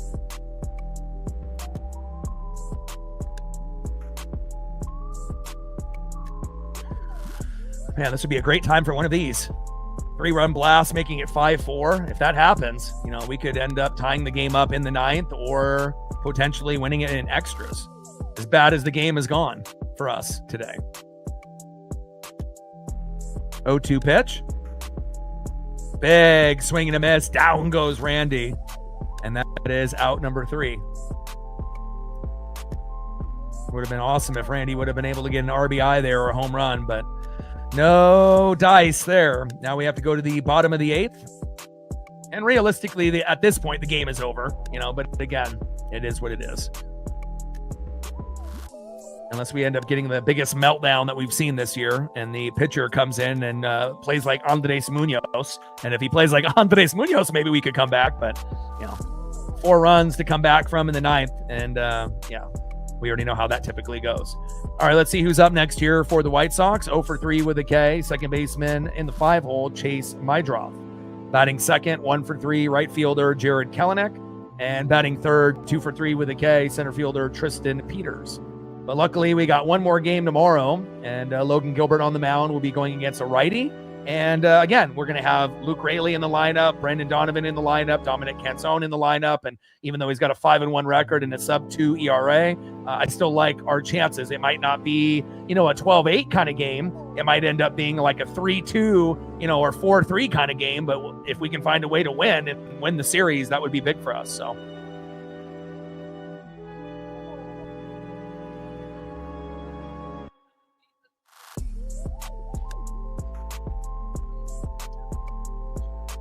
$85 subs to go, do 24,100. All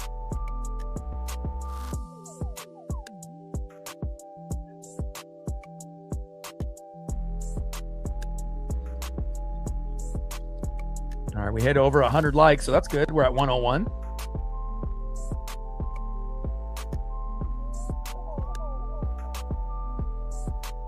All right, we're at 101, 24 more to get to 125.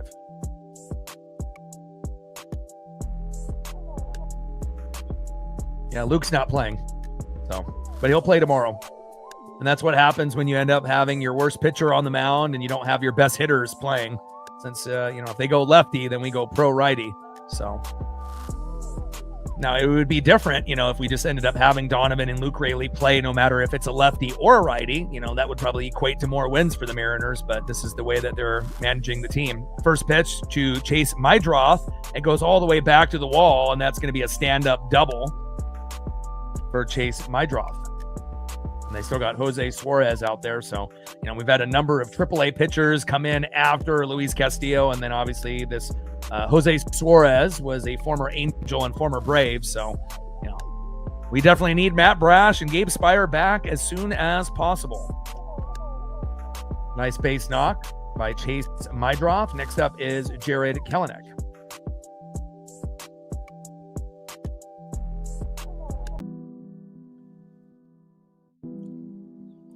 Cal is out there, but I don't know if I would call him playing. He hasn't really done anything in like 5 games, but he's out there, but again, he hasn't really done anything. Went 0 for 4 twice at DH, 0 for 4 as a catcher, and, getting skunked again here, 0 for 4. So he's 0 for 16 in the last 4 games coming back from the injury. So, he's out there, but he's not really doing anything. 3 games at DH for Cal and 1 game at catcher. And at this point, why even have him at DH? You might as well have Luke Raley at DH. That would have been the smarter move, but they'll use him tomorrow. 2-0 pitch. Low and at the knees. 3 balls and no strikes to Jared Kelenic.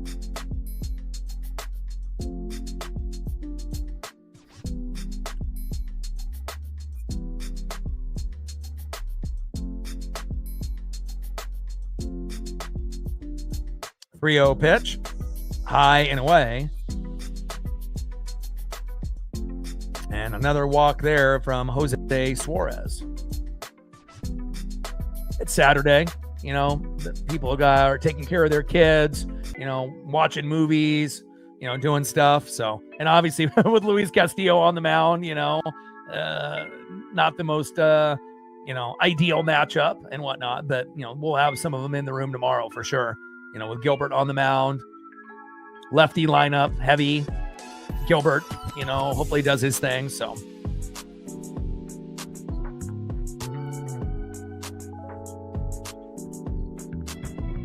And a bunt has dropped down. Throw to first. And that is 1 away. Runners at second and third now with 1 out.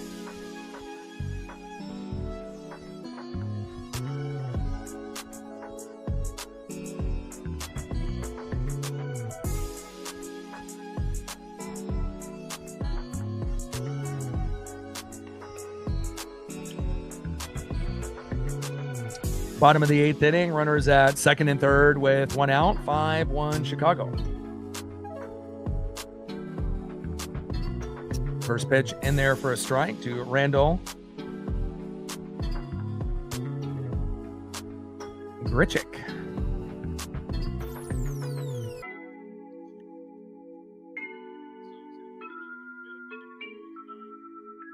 Oh, 1 pitch, popped up and out of play. No balls and 2 strikes from Suarez to Grichuk.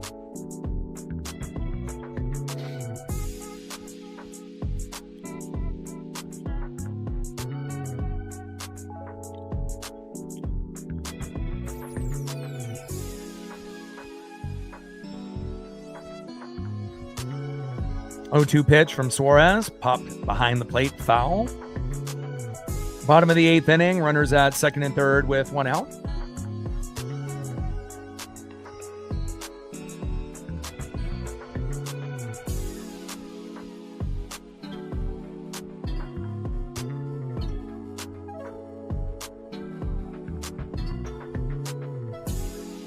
Oh, 2 pitch.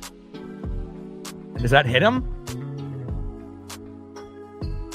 Looked like it got pretty close to hitting him there.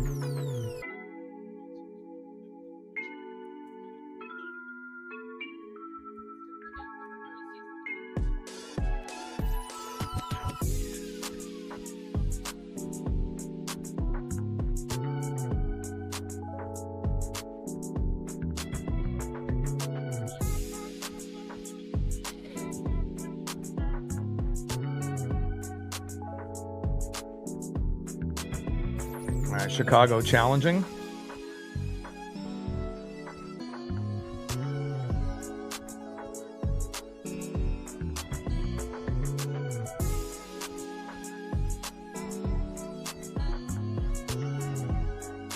So you got him in the foot there.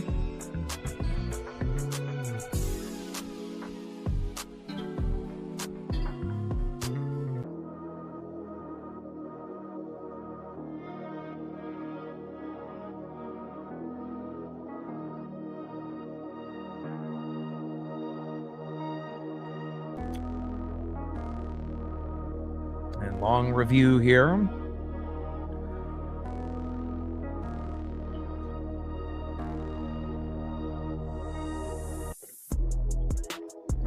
Runner is hit in the foot, which essentially what we thought, was the case when it first happened. So now we got bases loaded with 1 out. Jose Suarez looking much worse than the others that got into the game after Castillo. So we've had Castillo shit the bed, Simpson give up a home run, and then we had Nick Davila come in, and he was, all right. And now we're having Suarez about to, pull his best version of Luis Castillo or Andres Munoz. Not ideal. Bases loaded with 1 out.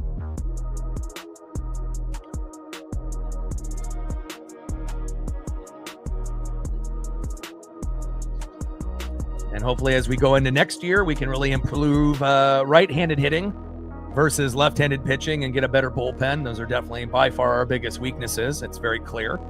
Here within the first 40 games of the 2026 season, we're getting exploited. And now we got bases loaded here from Edgar Cairo. First pitch, big swing and a miss, 0-1 count. Jose Suarez on the mound and Edgar Cairo in the box.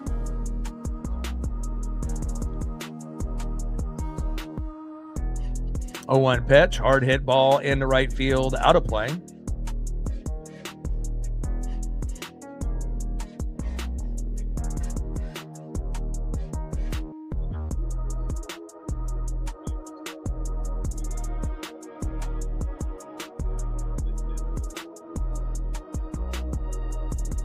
Oh, 2 pitch, popped up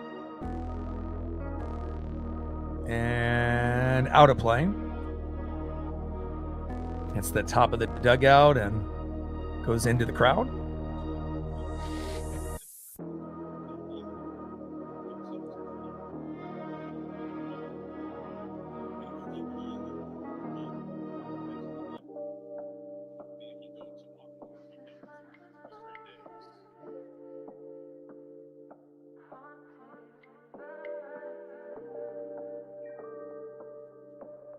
0-2 pitch from Suarez. Popped up behind the plate.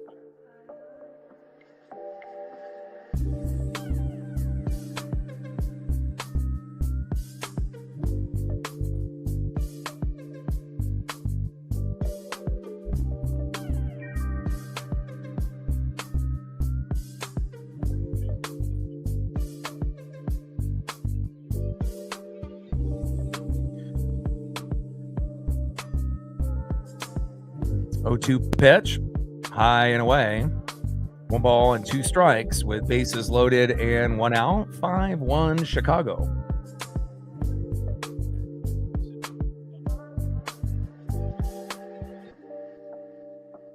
One-two pitch, low and at the knees. Feels like this inning is just going on forever. Like, hurry up already. 2 balls and 2 strikes from Jose Suarez to Edgar Cairo.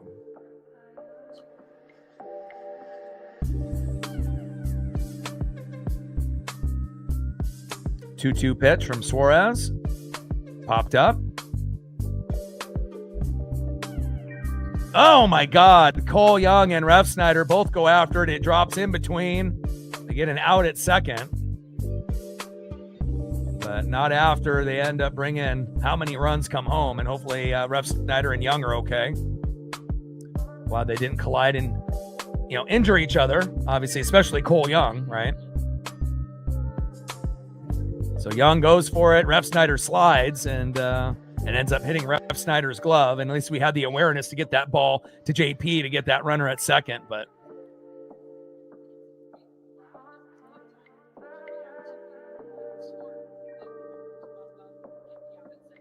they put the run on the board for the Mariners on the broadcast. a pity run. They ended up putting the run on the wrong scoreboard. On the game screen, it shows 5-2 White Sox. But now they fixed it, 6-1. Next up is Sam Antonacci. Well, it's pretty clear Suarez is not someone that we want to see too much of. At least early on here.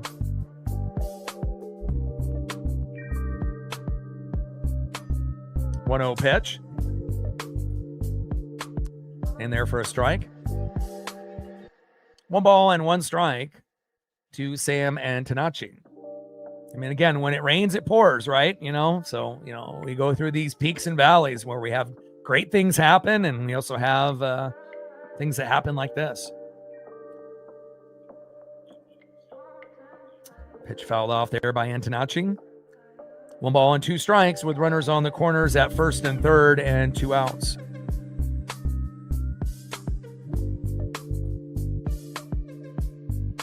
Gosh, and we thought Castillo was bad.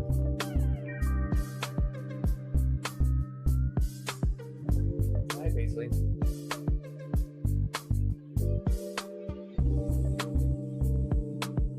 Good girl. Pitch fouled off there by Antonacci.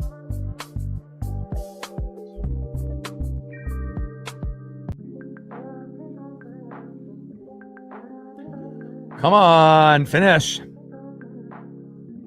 This game is getting dragged out way too long here. It's like, if we're going to take the L, we're going to just take the L already. It's like you're dragging this out way too long. Big swing and a miss. And one of the most drawn out innings in 2026 there by Jose Suarez. It's bad enough that we're losing. And then when we have to watch a fucking inning like that, it's like, not ideal. End of the 8th inning, 6-1 White Sox. Now we got one last chance to try to, at least get something, but we'll find out if we can.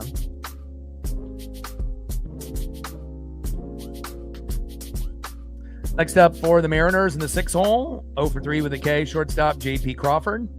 Batting second, 0-for-2 with a run, a base on ball and a K, catcher Mitch Garver. And batting third, 0-for-2 with a base on ball and a K, Cole Young. And I hope out of those 3 players, Cole Young can at least get a hit.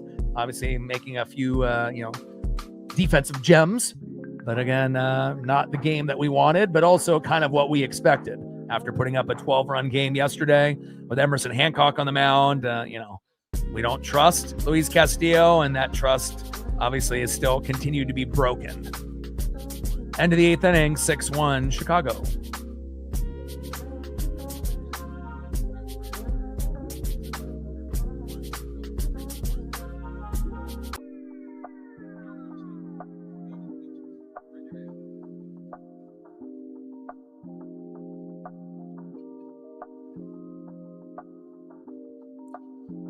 So we had Castillo shit the bed for 4. Yeah, Josh Simpson give up a home run. Suarez gave up an earned run and looked fucking terrible. 42 pitches. Christ. Nick Davila was okay.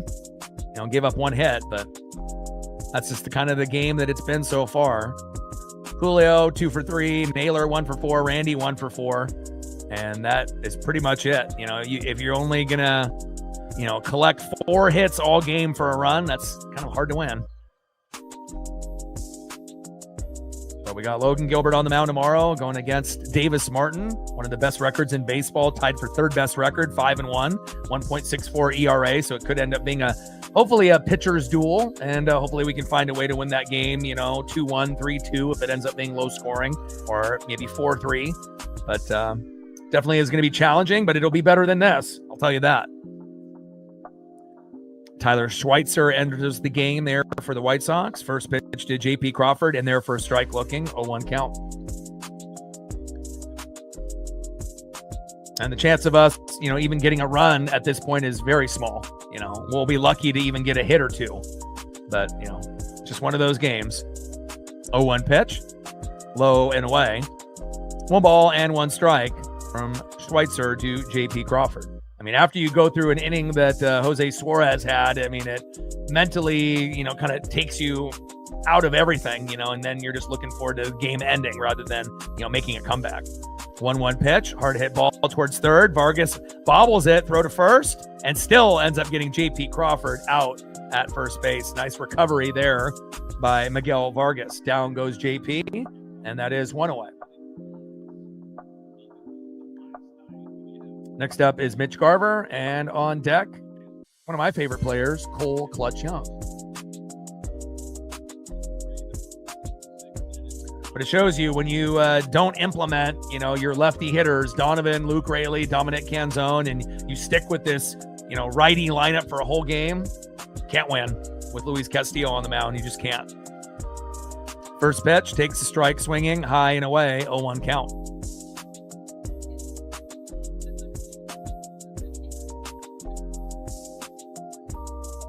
But luckily, we won't have too many games like this. 0-1 pitch, high and inside. No balls and 2 strikes to Mitch Garver.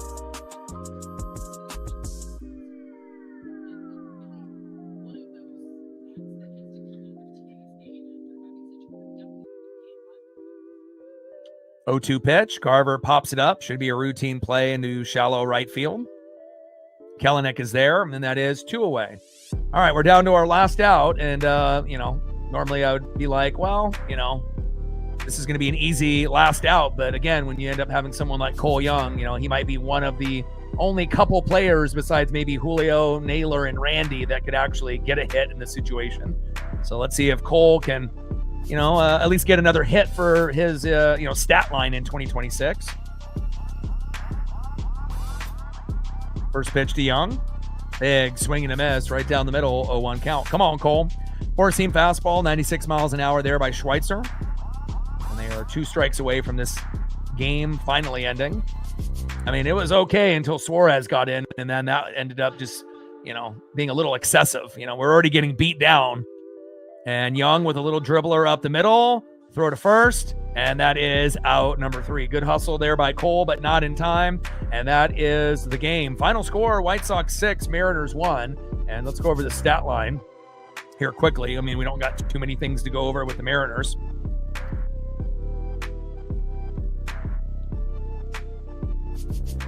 All right, so Sam Antonacci, 1 for 3 with 2 runs and saving maybe 2 or 3 runs with his defense today. He had a good game. Munetaka Murakami, the stud with 15 home runs like Aaron Judge, went a very shocking 0 for 4, and they still won the game. Miguel Vargas was the MVP today, 2 for 3 with 2 runs, 2 home runs, and 3 RBIs. He was the king today, the former Dodger. a big reason why they won. 1 for 4 with a run and a home run by Colson Montgomery that got the party started for the White Sox. Chase Mydroth ended up going 1 for 4 with a run. Jared Kelenic 1 for 3. Tristan Peters 2 for 3. And the only player besides Murakami that didn't have a hit was Randall Grichuk, and he ended up going 0 for 3. And then Edgar Cairo ended up going 1 for 4 with an RBI. And let's go with the Mariners, which we don't really have a whole lot to go over here. Pro righty lineup did not work with Luis Castillo on the mound. It's like the worst possible pitcher and lineup you can have, and that's why we lost 6-1, so I'm not too surprised. Rob Refsnyder, 0 for 3. Rob should never be a leadoff hitter in any circumstance. 0 for 3 with an RBI, though.